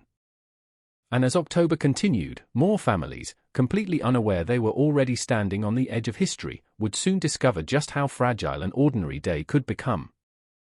For every victim whose name eventually appeared on television screens across America, there were dozens of people whose lives changed forever without ever becoming part of the headlines. A husband who returned to an empty house carrying groceries that would never be unpacked together. A daughter who instinctively reached for the telephone to call her father before remembering there would be no answer. Co-workers who continued setting aside a favorite mug in the office kitchen because habit proved stronger than grief. Neighbors who glanced toward a familiar driveway each morning, expecting to see someone who would never return. Loss spreads outward. The person whose life is taken becomes the center of an ever-expanding circle of heartbreak. By the time the Beltway sniper attacks ended, that circle reached thousands of people. Every victim had left fingerprints on the lives around them long before they became part of a criminal investigation. Some had spent years building careers. Others were known for quiet acts of kindness that never attracted recognition. One volunteered in the community. Another rarely missed a family birthday. Someone always remembered everyone's coffee order. Someone else could fix almost anything around the house. These details rarely appear in official case files. Investigators record times, locations, ballistics, witness statements. Families remember laughter, traditions, inside jokes, favorite songs playing during long drives, the smell of a familiar meal prepared every Sunday afternoon. Those memories become priceless after loss. As the attacks continued, funeral services began taking place under circumstances unlike any most communities had ever experienced. People attended not only to grieve but also to reassure one another that life, somehow, would continue. Church parking lots filled quietly. Conversations remained subdued. No one lingered outside longer than necessary. Even mourning had changed. Many people found themselves scanning nearby rooftops before entering or leaving a building. Some instinctively hurried across open spaces after funeral services concluded. Imagine the cruelty of that reality. Families saying goodbye to loved ones while simultaneously wondering whether they themselves might become the next target. The fear invaded moments that should have belonged entirely to remembrance. Children sensed it even when adults tried to hide it. Young minds notice changes long before they understand them. Parents who had once encouraged independence suddenly insisted on walking children everywhere. Outdoor playtime shortened. Simple requests to ride bicycles around the neighborhood were answered with hesitation. Many children did not fully understand why. They only recognized that adults had become different. More protective. More watchful. More anxious. Years later, many who lived through those weeks would remember the atmosphere even more vividly than the individual news reports. It felt as though the world had become quieter. People spoke in lower voices. Parking lots emptied more quickly. Neighbors checked on one another more often. The attacks created an unusual paradox. They isolated strangers while bringing communities closer together. Fear encouraged caution, but it also encouraged compassion. People offered rides so friends would not have to walk alone. Co-workers accompanied one another to parking garages after work. Neighbors volunteered to pick up groceries for elderly residents reluctant to leave home. In the middle of profound anxiety, ordinary kindness became an act of quiet resistance. The victims' families often found strength in those gestures. Not because they erased grief. Nothing could. But because they served as reminders that violence had not destroyed humanity's capacity for empathy. Flowers appeared outside businesses connected to the victims. Handwritten notes accumulated beside candles. Photographs rested against temporary memorials built from whatever people could find, small flags, stuffed animals, bouquets wrapped in plastic to protect them from autumn rain. Many visitors had never met the individuals they came to honor. That no longer mattered. The victims had come to represent something larger than themselves. They represented everyone. Anyone. The randomness of the attacks erased the emotional distance that often separates public tragedies from private lives. Normally, people can convince themselves that terrible things happen somewhere else. To someone else. Under circumstances different from their own. The Beltway sniper attacks offered no such comfort. Every victim had been engaged in something familiar. Shopping. Walking. Working. Driving. Living. There was no behavior to condemn. No reckless decision to criticize.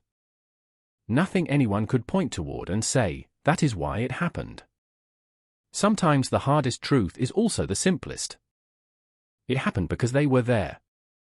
That realization haunted an entire region.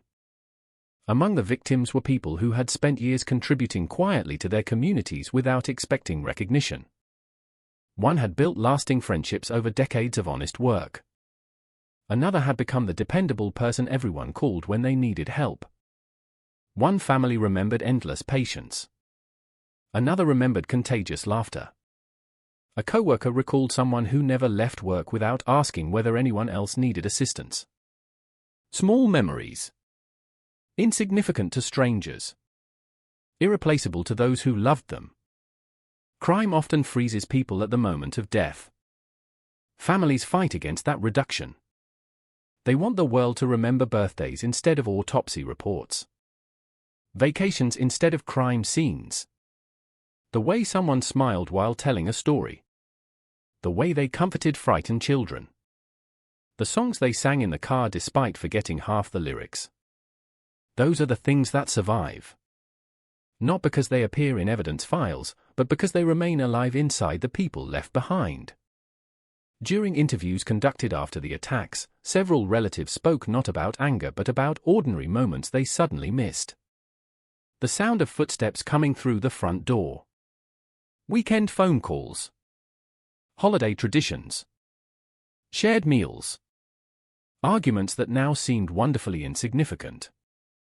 Grief has a peculiar way of transforming memories. The little things become the biggest things. An unfinished crossword puzzle. A jacket still hanging by the entrance. Reading glasses resting beside a favorite chair. A birthday card purchased weeks earlier but never given. Objects become time capsules. Evidence that life once moved normally inside these homes.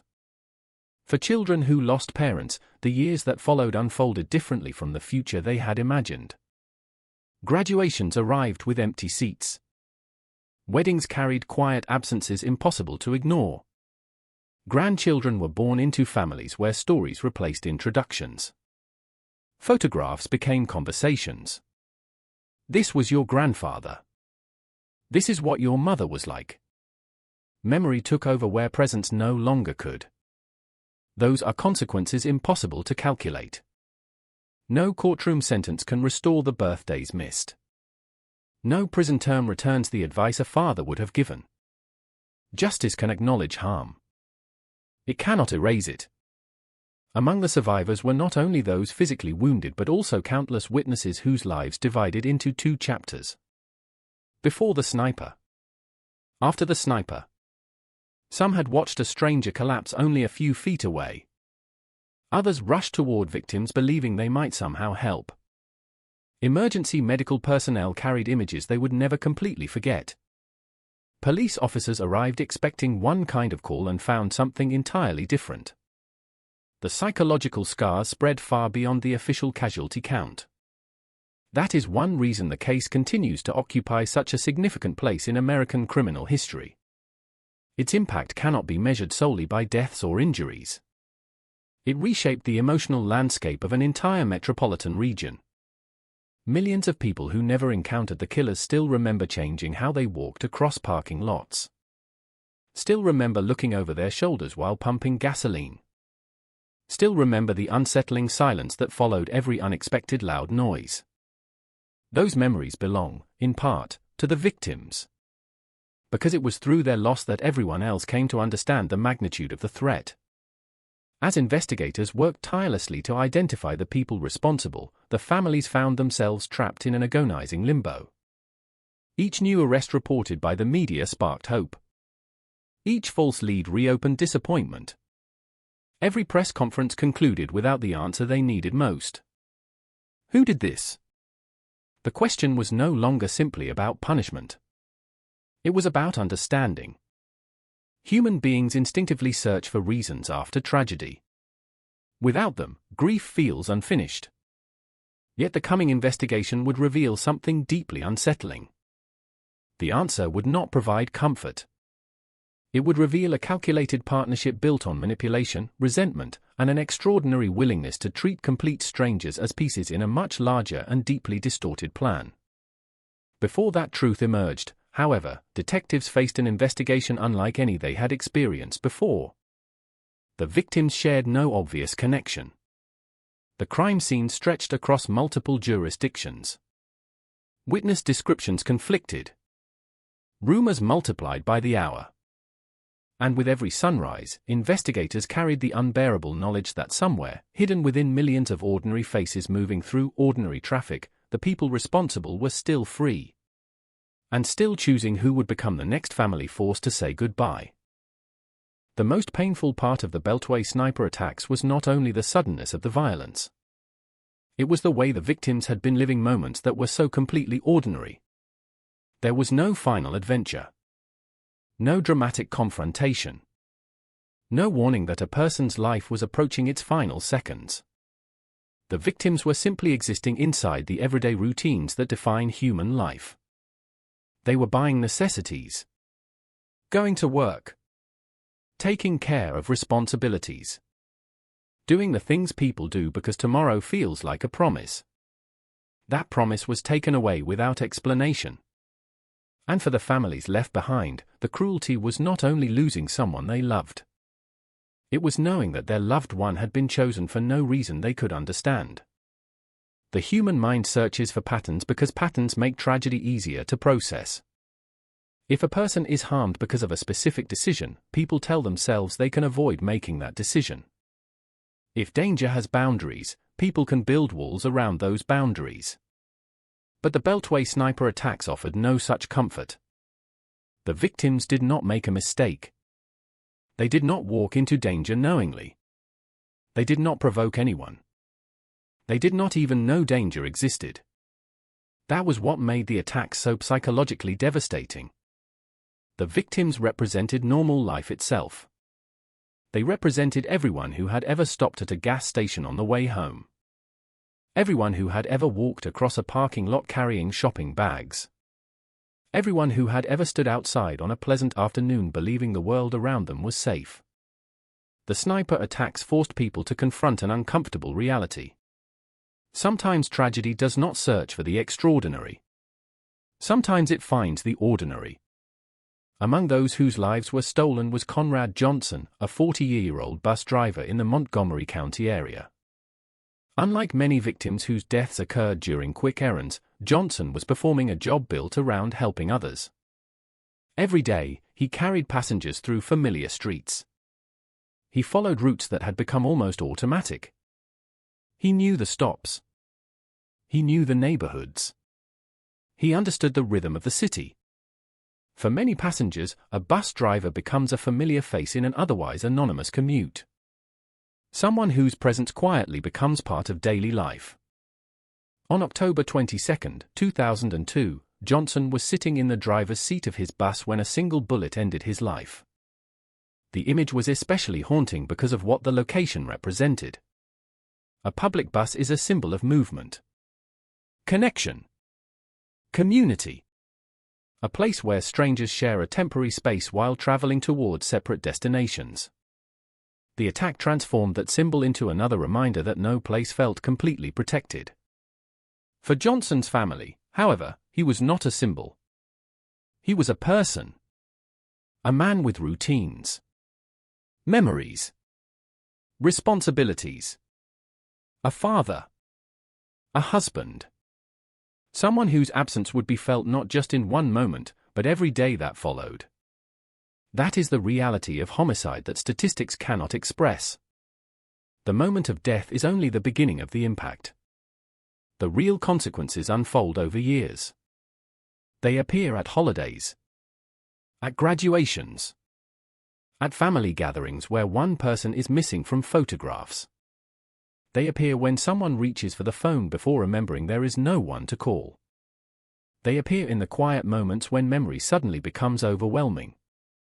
For the victims' loved ones, October 2002 did not end when the shooting stopped. The calendar moved forward. The world continued. But part of their lives remained permanently connected to those weeks. Another victim, Pascal Cholot, was a man whose life reflected the diversity of the region itself. The Washington metropolitan area has always been a place where people from different backgrounds, cultures, and experiences live side by side. The victims of the sniper attacks represented that reality. They were not one type of person. They were not a group selected because of identity. They were neighbors, workers, parents, individuals whose lives happened to intersect with a criminal plan built around randomness. Cholot's death reinforced the same terrifying message that had already spread throughout the region. Anyone could be targeted. Anywhere could become the scene of tragedy. The investigation continued, but for families, investigations moved differently. Police work is measured in evidence, timelines, and breakthroughs. Grief is measured in anniversaries. The first birthday without someone. The first holiday. The first family gathering where an empty seat becomes impossible to ignore. The first time a favorite song plays unexpectedly and brings everything back. Time does not erase absence. It only changes the way people carry it.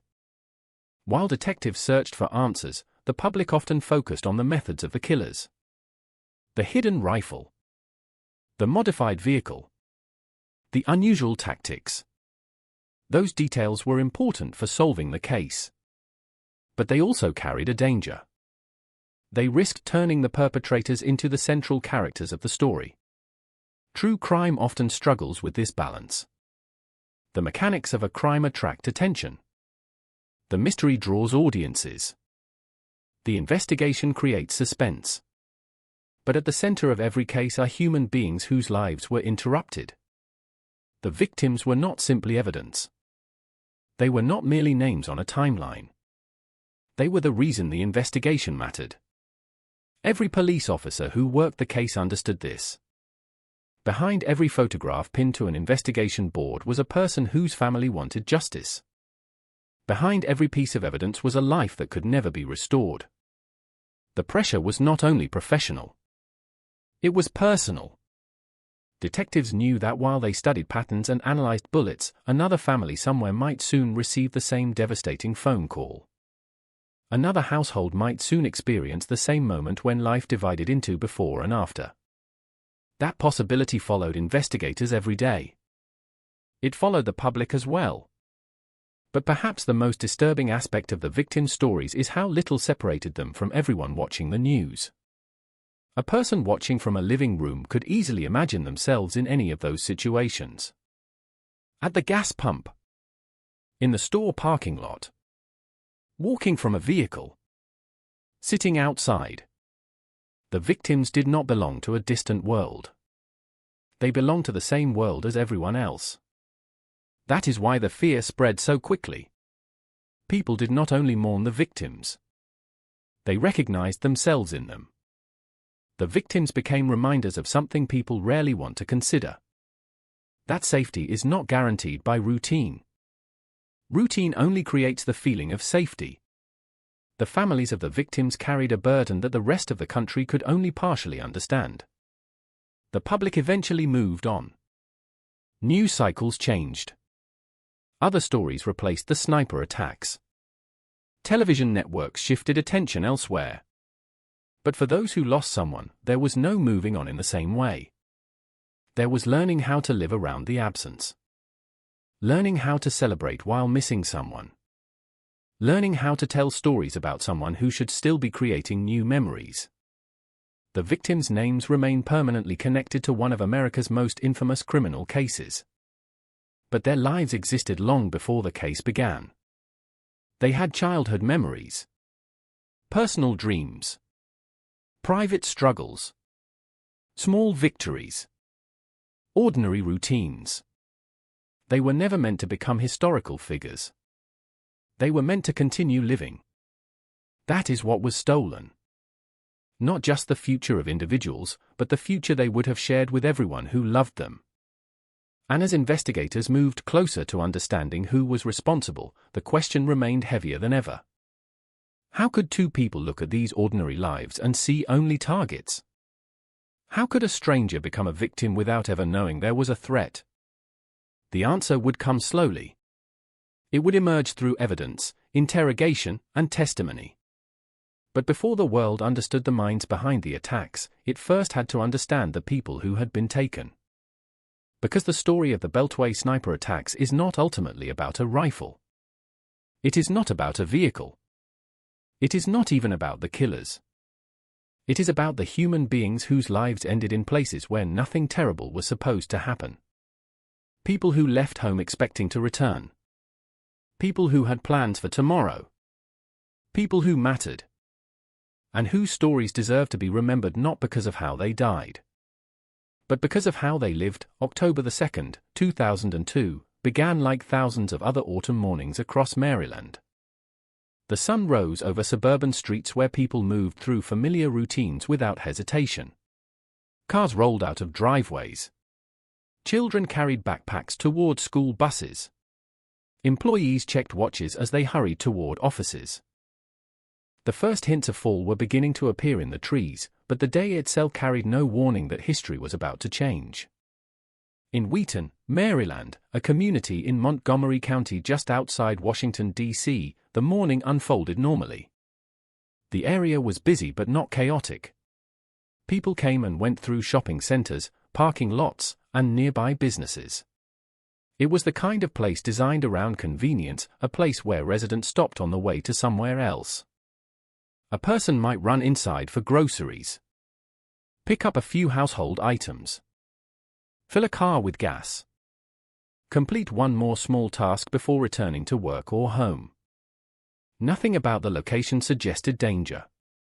Nothing about the people there suggested they were walking into a moment that would later become the beginning of one of the largest manhunts in American history.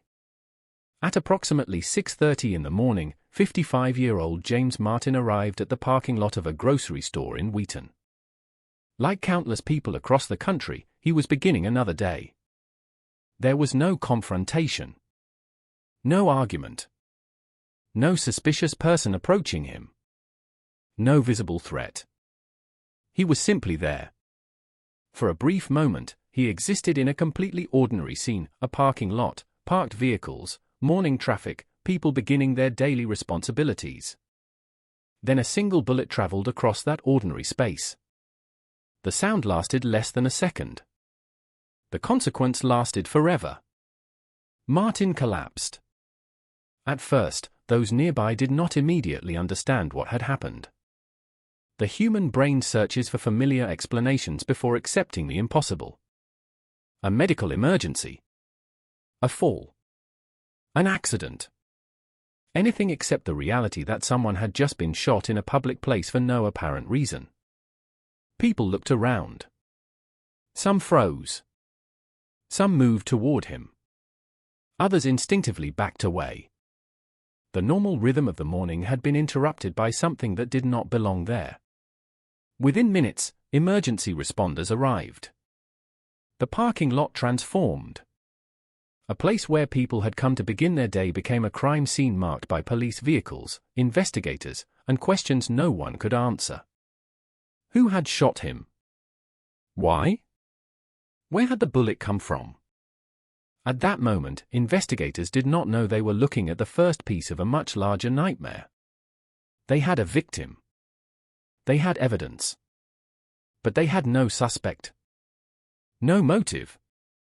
No obvious explanation. The possibility that this was only the beginning had not yet entered anyone's mind. In many criminal investigations, the first hours are critical. Detectives search for connections. They look for witnesses. They examine relationships. They ask the most basic questions. Who knew the victim? Who wanted to harm him? What conflict led to this moment? But the answers surrounding James Martin offered nothing. There was no obvious enemy. No personal dispute. No reason his life should have ended in that parking lot. That absence of motive created confusion. At first, investigators considered possibilities that seemed more familiar. A random robbery. A personal attack. A workplace conflict. A misunderstanding. The human mind naturally looks for intention. A person expects violence to have a story behind it. A beginning. A middle. An explanation. But this crime appeared to have none. It was simply a life taken in the middle of an ordinary morning. And somewhere beyond the crime scene, the person responsible was already gone. The weapon was hidden. The shooter was invisible. The method was unknown. For investigators, the lack of information was frustrating. For the public, it was terrifying. Because a crime without explanation creates a different kind of fear. If a person is killed because of a relationship, strangers can tell themselves they are separate from the danger. If a person is killed during a robbery, people believe they can avoid certain situations. But when someone dies while doing something as ordinary as walking through a parking lot, the boundary between victim and everyone else begins to disappear. That was the fear that would eventually spread across the region. At first, however, most people did not know they were living through the opening chapter of a larger tragedy. News reports described a shooting in Wheaton. Police investigated. The community expressed shock. Then life continued. Because human beings are not built to live permanently expecting disaster. People returned to work. Stores remained open. Traffic moved through the streets. The morning disappeared into afternoon. But while the public slowly moved forward, another attack was already approaching. The following day, October 3rd, would transform uncertainty into terror. It began with another ordinary morning. The difference was that this time, the violence would not come once. It would come repeatedly. Within hours, the Washington metropolitan area would experience a series of shootings that would convince investigators they were no longer dealing with a single isolated crime. The first attack occurred in the morning. Then another. Then another. The distance between the shootings made the situation even more confusing. Different locations. Different victims. No clear connection. The only similarity was the method. A single bullet. A sudden collapse. A shooter who vanished. The attacks unfolded so quickly that law enforcement agencies struggled to understand what they were facing. The victims were not selected because of where they worked or who they were. They appeared to have been chosen because they were available. Because they were visible. Because, for a brief moment, they occupied a location the shooter had chosen. That randomness became the defining horror. On October 3rd, one of the victims was 54-year-old James Sonny Buchanan. He was cutting grass outside a business in Maryland. It was a task associated with routine work. The kind of work people perform thousands of times without ever imagining it could become dangerous. A lawn mower. An open space. A normal afternoon. Then violence arrived without warning. The same pattern repeated. A single shot. A victim down. A shooter gone. As investigators moved between scenes, they began recognizing a frightening possibility. These were not separate crimes. They were connected. The realization changed everything. A single homicide investigation became a regional emergency. The search expanded. police departments began sharing information.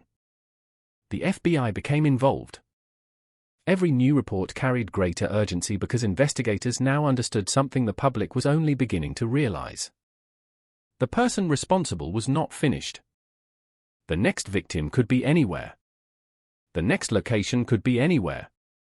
The next moment could be any ordinary moment.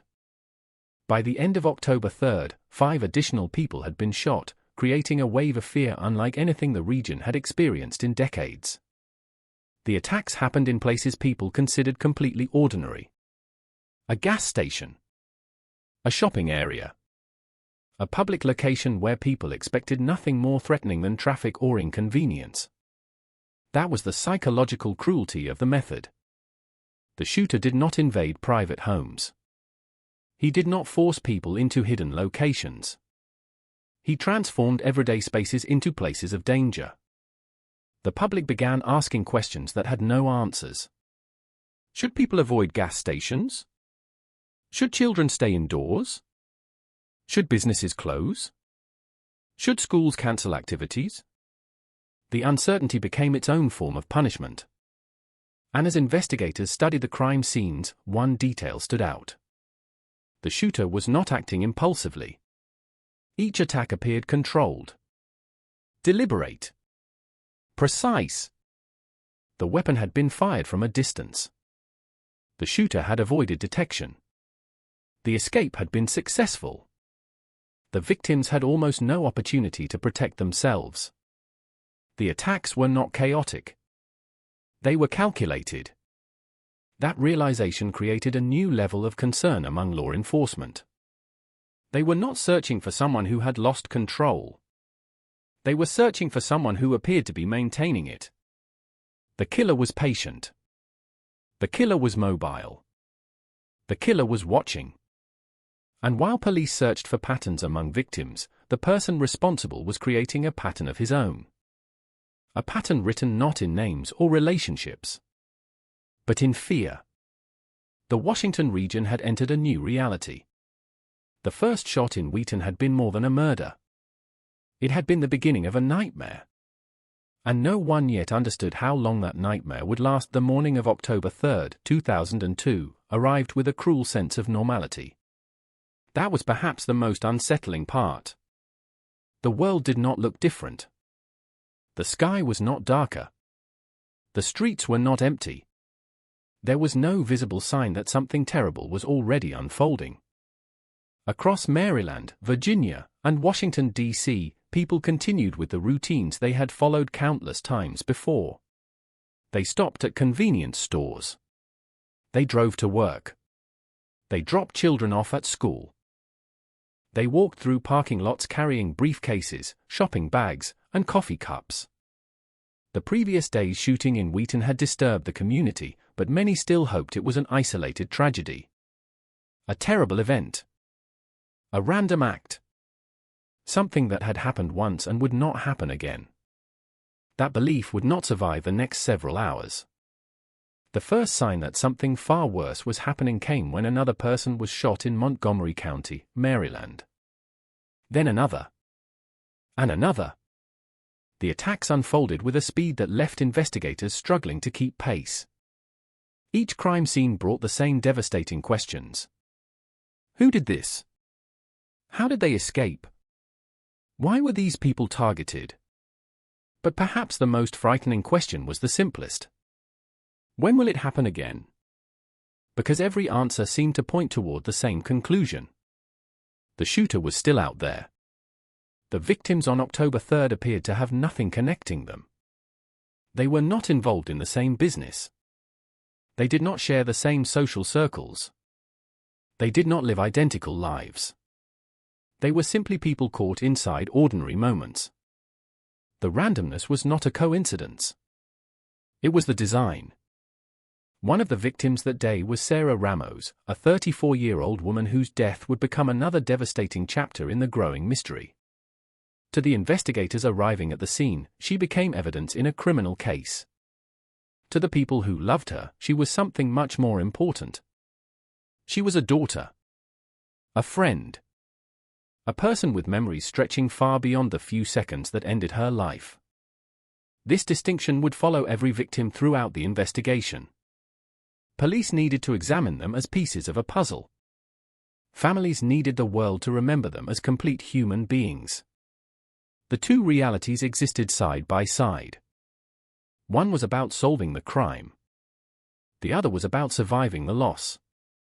As the day continued, the attacks created a terrifying rhythm. A person went about their business. A shot was fired. A life changed forever. Then silence. The shooter did not remain at the scene. There was no dramatic confrontation. No witness able to point directly toward the attacker.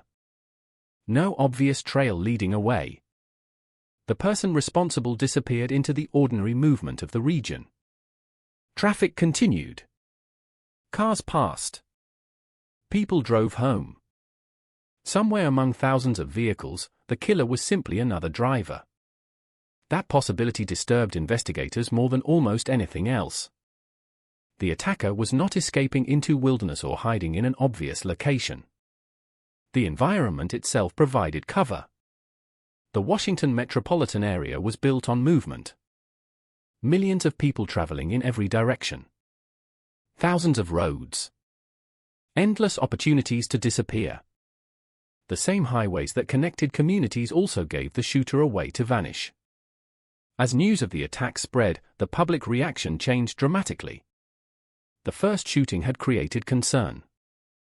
The events of October 3rd created fear. People began to understand they were not witnessing a single tragedy. They were witnessing a series. The phrase serial sniper began appearing in conversations and news reports. That phrase carried a terrifying implication. Someone was choosing victims. Someone was planning attacks. Someone was continuing. The emotional shift was immediate. Before October 3rd, people mourned. After October 3rd, people began protecting themselves.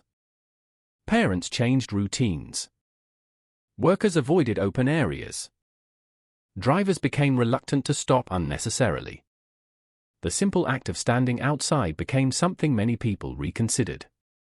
The sniper had created a psychological battlefield where every person became a potential target. The victims on that day included people who represented the everyday life of the region. One was a man filling his vehicle with gasoline. Another was a person simply walking through a public area. Another was performing routine work. The details mattered because they removed any possibility of separating them from us. There was no dangerous profession. No risky behavior. No connection to criminal activity. The victims were not people who had stepped into a dangerous world. They were people living in the normal one. That was why the attacks felt so personal. The public did not need to imagine what it was like to be targeted. They only needed to remember the last time they had stood beside a gas pump. The last time they had crossed a parking lot. The last time they had walked alone from one building to another. The victims were mirrors. And everyone looking into those mirrors saw themselves. Meanwhile, law enforcement agencies faced the enormous challenge of investigating multiple murders across different jurisdictions. Each police department had its own procedures, its own evidence systems, and its own investigators. But the shooter ignored those boundaries completely. A bullet fired in one county was connected to a victim in another. The crimes crossed invisible lines on maps. The investigation had to do the same. Detectives began comparing details. The type of ammunition. The wounds. The locations. The timing. The method. Slowly, the possibility emerged that all of these crimes were connected to the same person or group. That realization brought both hope and fear. Hope, because investigators now had a direction. Fear, because a pattern meant the shooter was likely to strike again. The person responsible was not disappearing after one act. They were following a plan. And plans can continue. At every new crime scene, investigators faced the same painful reality. They were always arriving after the damage had been done. Their mission became a race against an unknown clock. Every minute spent analyzing evidence was also a minute in which another attack could occur. The pressure reached beyond law enforcement. Political leaders demanded answers. Communities demanded reassurance. News organizations demanded information. But investigators could not provide what they did not have. They could not promise safety. They could not predict the next location. They could not explain why innocent people were dying. The truth was uncomfortable. They were searching for someone who had created chaos without leaving an obvious pattern. The shooter understood something important about fear. A single attack creates a victim. Repeated random attacks create a population of frightened people. The physical damage could be counted. The emotional damage could not. By the evening of October 3rd, the region felt different. People watched the news more closely. Families discussed the shootings at dinner tables. Neighbors exchanged warnings. The ordinary world remained physically unchanged, but psychologically it had shifted. The same parking lots existed. The same streets existed. The same stores remained open. But they no longer felt the same. Every open space carried a question. Could someone be watching? Every distant sound carried another. Was that a gunshot? The sniper attacks had achieved something beyond the immediate violence. They had entered people's thoughts. And once fear enters the mind, it does not require a physical presence to remain powerful. As investigators reviewed the evidence from those first attacks, they still did not know the identities of the shooters. They did not know about the hidden compartment inside the blue Chevrolet Caprice. They did not know about the two people traveling together. They did not know that behind the seemingly random violence was a relationship built on control and manipulation. They only knew that someone was killing strangers. Someone patient. Someone careful. Someone who had already proven they could strike repeatedly and disappear. And somewhere in the growing darkness of uncertainty, the question remained unanswered. Who would be next? The days that followed October 3rd did not bring relief. They brought waiting.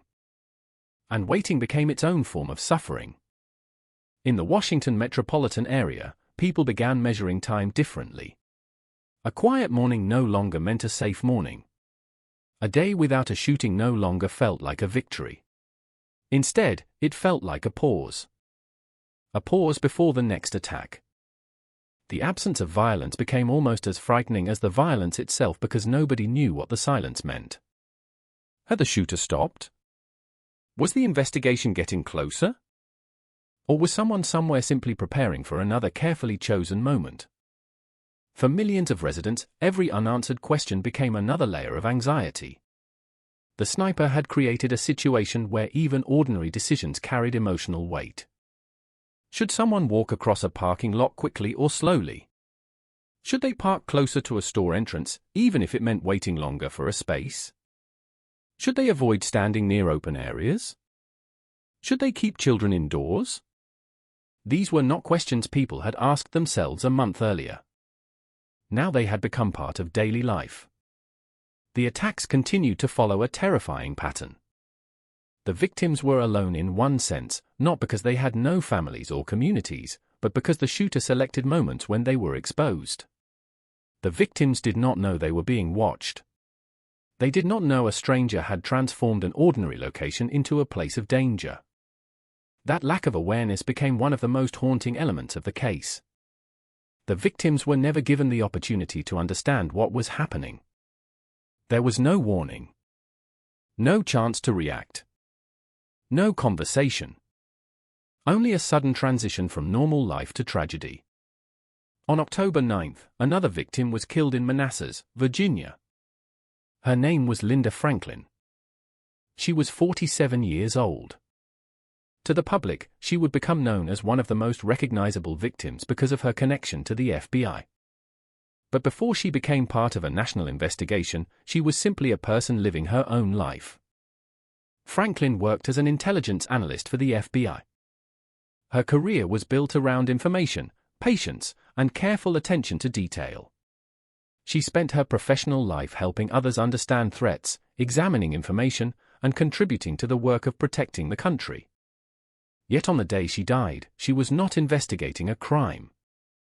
She was not involved in a dangerous operation.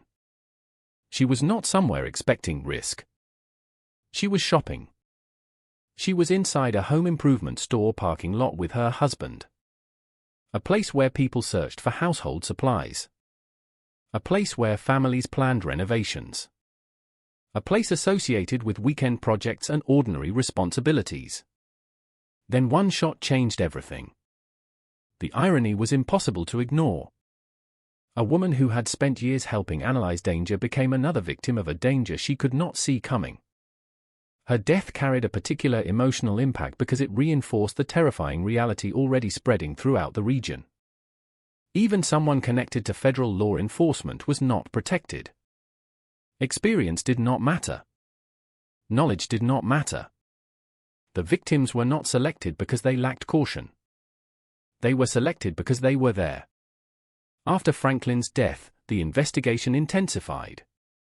The attacks were no longer viewed only as a local crisis. The FBI itself had lost one of its own. The national attention surrounding the case grew stronger. But the growing attention did not immediately produce answers.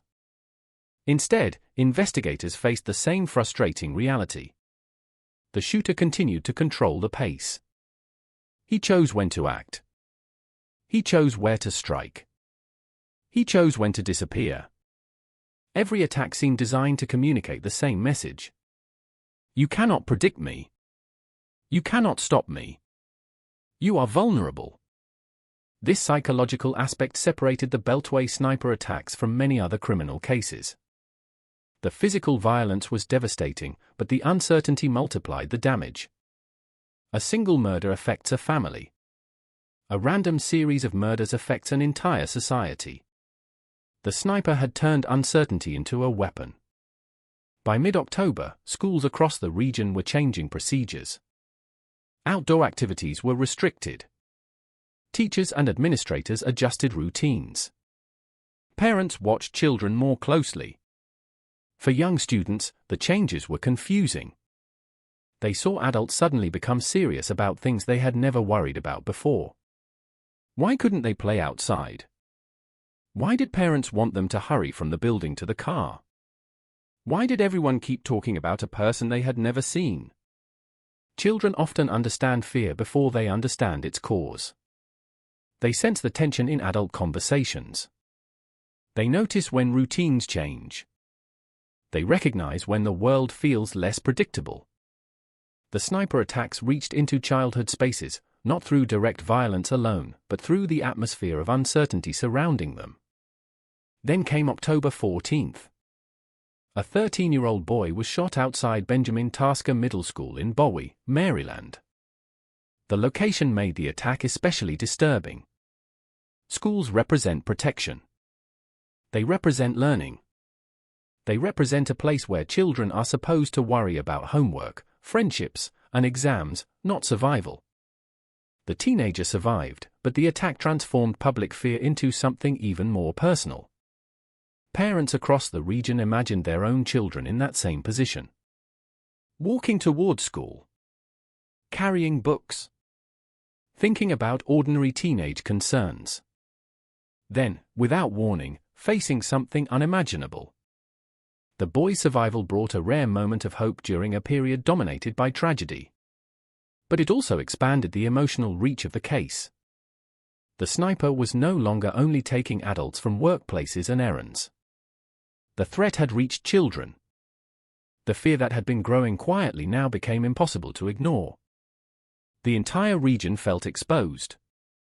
Behind the scenes, investigators were building a timeline. They collected evidence from each crime scene. They interviewed witnesses repeatedly. They compared details that initially appeared unrelated. Every bullet, every shell casing, every piece of information became part of a larger puzzle. But the puzzle remained incomplete. There was still no clear image of the people responsible. The public had questions. The police had questions. Even experienced investigators struggled with the unusual nature of the crimes. Most criminals leave some kind of emotional signature. A personal connection. A recognizable motive. A predictable target. The sniper left almost none of those things. Instead, the attack seemed almost mechanical. A location. A victim. A single shot. Then disappearance. That emotional distance made the crimes feel even colder. The shooter was not confronting victims. He was not witnessing their reactions. He was not engaging with them as human beings. The victims existed only briefly within his calculation. That realization disturbed investigators because it suggested a level of planning and detachment that made prediction extremely difficult. As October moved forward, the region waited for another attack. People watched news reports before leaving home. They checked updates throughout the day. They listened carefully whenever police officials appeared in front of cameras. Every press conference carried the same hope. Maybe this time they had answers. Usually, they did not. The investigation was expanding. The fear was expanding. But the identity of the shooter remained hidden. And while the public imagined a dangerous figure hiding somewhere in the shadows, the reality was more unsettling. The people responsible were not distant. They were not isolated. They were moving through the same world as everyone else. They had access to roads, stores, and ordinary places. They existed among the very people searching for them. The blue Chevrolet Caprice continued traveling. The rifle remained hidden. The plan continued. And the next attack was still waiting. The nightmare had not reached its end. But it was getting closer to a moment when the pattern would finally begin to reveal itself. A moment when investigators would stop chasing an invisible threat and begin closing in on two very real people. Because every crime leaves traces. Every decision creates evidence. Every attempt to disappear creates a path someone can eventually follow. The question was whether investigators would find that path before another person became a victim. In the beginning, the investigators were not chasing a person. They were chasing a shadow. The first challenge of the Beltway sniper investigation was not identifying a suspect. It was proving that there was a suspect at all. When the first victim, James Martin, was discovered in Wheaton, Maryland, investigators arrived at a scene that looked confusingly ordinary. There was no obvious struggle. No abandoned weapon. No trail of evidence leading away from the area. The victim had been struck by a single bullet, and the person responsible had vanished. The scene offered more questions than answers. Where had the shot come from? Was the shooter close or far away? Was this personal? Was this random? Was this even connected to another crime? At the time, detectives had no reason to believe they were standing at the beginning of a multi-week killing spree. They were simply investigating a homicide. But as additional shootings occurred, the pieces began forming a disturbing picture. The victims were different. The locations were different. The circumstances were different. Yet the method was strikingly similar. One shot. One victim. No suspect. No explanation. The investigator's greatest enemy was not a lack of effort. It was uncertainty. A traditional homicide investigation often begins with a relationship. The victim's family. The victim's workplace. The victim's personal history. Detectives search for conflict because conflict often leaves a trail. Arguments. Threats. Financial disputes. Broken relationships. But the Beltway sniper victims appeared to have no connection to one another. They were not being punished for something they had done. They were not targeted because of who they knew. They were selected because, at a specific moment, they were visible. That realization changed the nature of the investigation.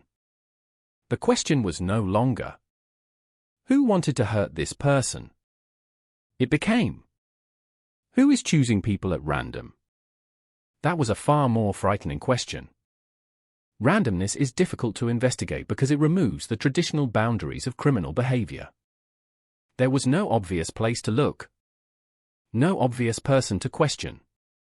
No obvious motive to uncover. The investigators had to build a case from fragments. A bullet. A witness statement. A vehicle description. A timeline.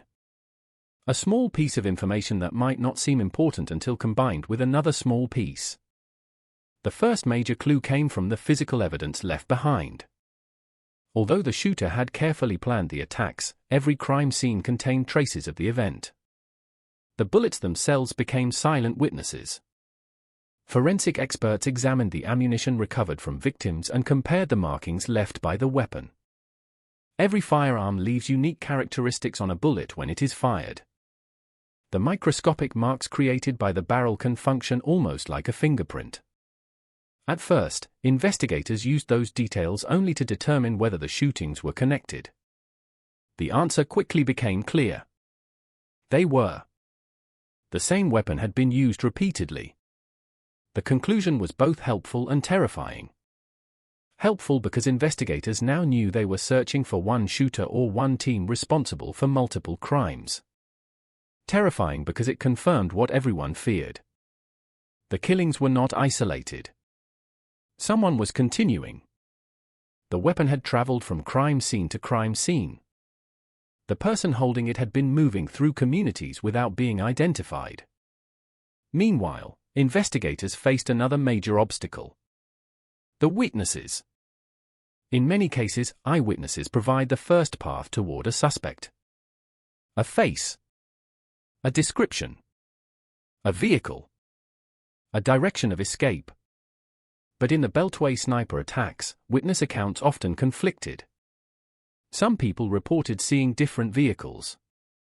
Some described different individuals. Others remembered only fragments. A color. A shape. A movement. The problem was not that witnesses were unreliable. The problem was the circumstances. The attacks happened quickly. The shooter was hidden. The human brain is not designed to accurately process unexpected trauma in a few seconds. A person pumping gas does not study the cars around them. A shopper walking through a parking lot does not memorize license plates. A witness who hears a gunshot does not immediately know they are witnessing history. They react. They survive. They try to understand. Those limitations created challenges for investigators. Early reports suggested different possibilities. A white van. A dark vehicle. Various descriptions from different locations. Each lead had to be examined. Each possibility had to be considered. The investigation expanded rapidly. Local police departments began sharing information. Federal agencies became involved. The number of investigators grew into the hundreds, eventually reaching thousands of law enforcement personnel working across multiple jurisdictions. The scale of cooperation reflected the seriousness of the threat. This was no longer one city's problem. The shooter had crossed county and state lines. The investigation had to do the same. Inside command centers, walls filled with maps, photographs, reports, and timelines. Investigators studied patterns that ordinary observers could not see. They marked locations, measured distances, compared times, analyzed routes. They searched for anything that could reveal a hidden strategy. The public saw chaos. Investigators searched for order. Because even the most random-looking crimes are usually built upon decisions. The shooter had to choose locations. Choose timing. Choose escape routes. Those choices created patterns. The challenge was discovering them. One of the most unsettling discoveries was the shooting method itself. The weapon was not fired from a typical position. The shooter had created a way to remain concealed. The later discovery of the modified Chevrolet Caprice would reveal just how carefully the attacks had been planned. The vehicle had been transformed into a mobile hiding place. A small opening allowed the shooter to fire from inside the trunk area. From the outside, the car appeared ordinary. That detail explained why witnesses struggled to identify the attacker. They were not looking for someone standing with a rifle. They were not seeing a person running away. They were seeing only a vehicle moving away like thousands of others. The investigators were searching for someone who had designed the crime around invisibility. The public wanted a description, a face, a name. But at that stage, there was almost nothing to provide. The shooter had become a mystery figure. The media began using phrases to describe the unknown attacker. The Beltway Sniper. The name spread quickly because it captured the geography of the fear. The attack surrounded the nation's capital, a place associated with power, government, and security. Yet even there, authorities seemed unable to stop someone who could strike and disappear. The psychological pressure on investigators grew with every passing day. Every new shooting meant the previous clues had not been enough. Every new victim represented another failure to identify the person responsible. Detectives knew the killer was watching the news. They knew the attacker understood the panic being created. They knew that somewhere, someone had information. The challenge was finding the person who could connect the pieces. Then came another unexpected development. The investigators began receiving communication from the person responsible.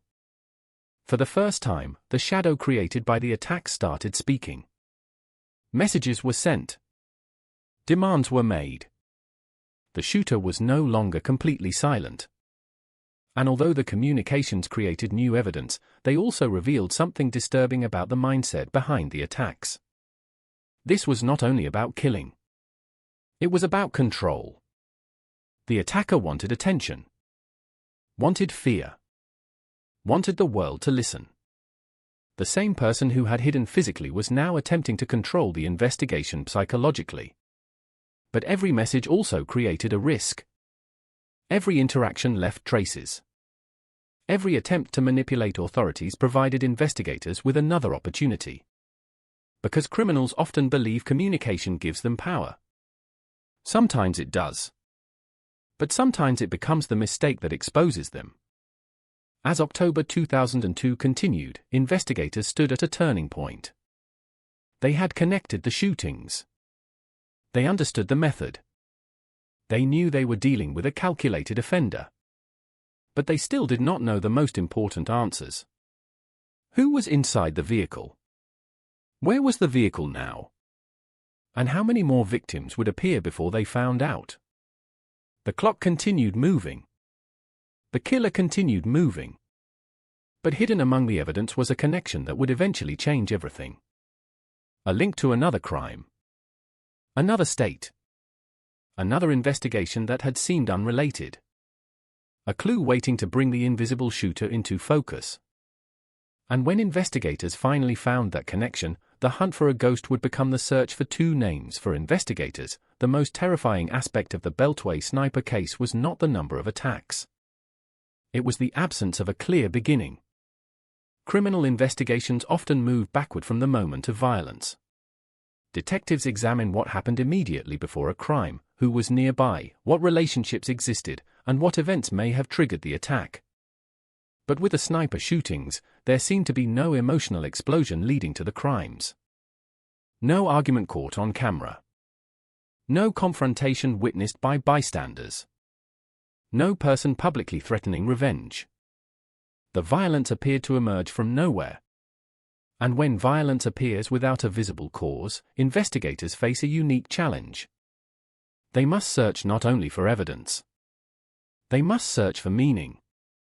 The crime scenes across Maryland, Virginia, and Washington, D.C. became pieces of a puzzle that seemed deliberately designed to resist understanding. Each location told the same story. An ordinary place. An ordinary person. A sudden attack. A carefully planned disappearance. At the scene of a shooting, investigators usually look for what the offender leaves behind. Footprints. Fingerprints. A discarded object. A witness who saw something unusual. But the sniper appeared to leave almost nothing. The shooter did not approach victims. Did not speak to them. Did not leave a weapon behind. Did not create a dramatic escape. The person responsible had designed the crimes around distance. Physical distance. Emotional distance. Psychological distance. The victims were separated from the attacker by hundreds of feet, sometimes more. The investigators were separated from the truth by layers of uncertainty. As forensic teams worked through the evidence, they began reconstructing the attacks with increasing precision. The bullets provided the first undeniable connection. The same firearm had been used in multiple shootings. That discovery transformed the investigation. The individual victims were no longer isolated cases.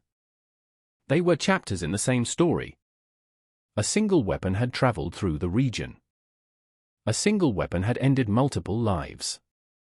A single weapon was still missing. That meant the person carrying it was still somewhere. The knowledge created urgency. Investigators understood they were not simply solving past crimes. They were trying to prevent future ones.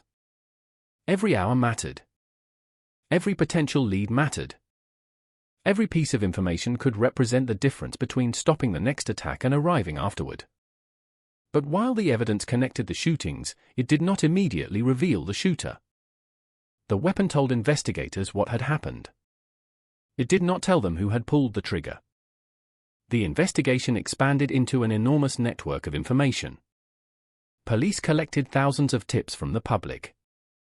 Some were useful. Many were not. In a case this frightening, fear itself creates noise. People reported suspicious vehicles.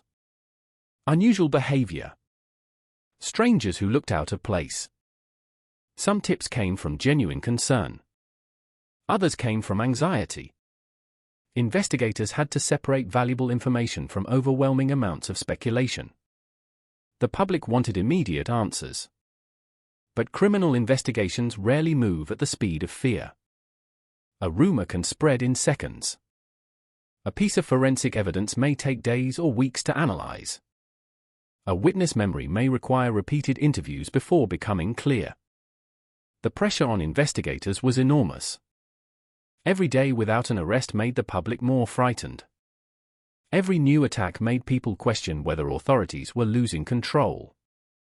Behind the scenes, however, investigators were slowly building a picture of the person they were hunting. The shooting suggested someone who was patient. Someone comfortable waiting. Someone willing to study environments before acting. The locations appeared selected not because of emotional meaning, but because they provided opportunity. The shooter needed visibility. Distance. A way out. The attacks were not chaotic acts of rage. They were planned events. That conclusion was important because it changed how investigators thought about the offender. They were not looking for someone who had suddenly snapped. They were looking for someone who had prepared. Preparation leaves traces. Planning requires resources. Resources create connections. Investigators began examining everything surrounding the attacks. Vehicles. Weapons. Purchases. Travel patterns. Previous crimes. The question became, where did this plan begin? The answer would eventually come from a crime that had not initially appeared connected. A murder in Alabama. At first glance, the case seemed unrelated. Different state. Different circumstances. Different victim. But investigators discovered a connection through evidence that could not easily be ignored. The same firearm. The same individuals. The same hidden trail. The Alabama case became the bridge between two seemingly separate worlds. This was the kind of breakthrough investigators desperately needed. The sniper attacks had created a mystery because the victims had no connection. The solution would come from the attackers themselves. Their past actions. Their previous mistakes. their assumption that they could move from one crime to another without leaving a trail. The forensic connection pointed investigators toward John Allen Muhammad and Lee Boyd Malvo. But at the time, those names were still unknown to the public. The investigation was moving closer. The invisible shooter was beginning to take shape. Another major challenge remained: finding the vehicle. A weapon can be hidden. A person can change appearance. But a vehicle leaves a different kind of trail. It travels through public spaces. It is registered. It is observed. It interacts with the world. Investigators began focusing on the vehicle believed to have been used in the attacks. Eventually, they would identify the blue Chevrolet Caprice as a critical piece of evidence. To anyone else, it was simply an older sedan. Nothing remarkable. Nothing memorable. But inside that vehicle was the evidence that would reveal the true scale of the plan. The car had been modified in a way that transformed it from transportation into a weapon platform. The rear compartment had been altered to allow the shooter to hide while firing. The design explained one of the greatest mysteries of the case. How could someone fire repeatedly in public places without being seen? The answer was chilling. The shooter had created a way to disappear before anyone even knew where to look. The discovery of the vehicle changed the direction of the investigation. The police were no longer searching only for a criminal. They were searching for a specific machine connected to a specific method. But identifying the vehicle and locating it were two very different challenges. The suspects were mobile. They had traveled extensively. They had avoided detection for weeks. The investigation now depended on coordination between agencies across multiple regions. Every department had a piece of the puzzle. The challenge was assembling them quickly enough. Meanwhile, the fear across the region continued. The public did not know that investigators were getting closer. They only knew that another attack could happen at any time. People changed their behavior in ways that revealed the psychological impact of the case. Some ran quickly through parking lots. Some avoided outdoor activities. Some parked closer to buildings even when it meant waiting longer. Parents watched their children more closely. Workers looked around before stepping outside. The sniper had altered the relationship between people and everyday spaces. Places designed for convenience now carried uncertainty. A gas station was no longer just a gas station. A parking lot was no longer just a parking lot. A school entrance was no longer just an entrance. The ordinary world had become filled with questions. That was the true power of the attacks. The shooter did not need to be everywhere. The fear created the feeling that he could be anywhere. But fear could not last forever. Evidence accumulated. Connections formed. Investigators continued following the trail. The same people who had carefully planned their crimes had also left behind pieces of themselves. A fingerprint. A vehicle. A weapon. A communication. A past crime. A mistake. Every criminal creates evidence. The question is whether investigators can find it in time. For the Beltway sniper investigation, time was running out. But the turning point was approaching. The hidden connection between the Washington area shootings and the Alabama murder was about to reveal the identities behind the attacks. The names that would soon dominate headlines across America were still unknown. The public was still searching for a face. Investigators were finally beginning to see one. And when that face emerged, the country would discover that the person responsible for weeks of fear was not a mysterious figure operating alone. It was a partnership. One older man. One teenager. And a plan that had been far more deliberate than anyone first imagined.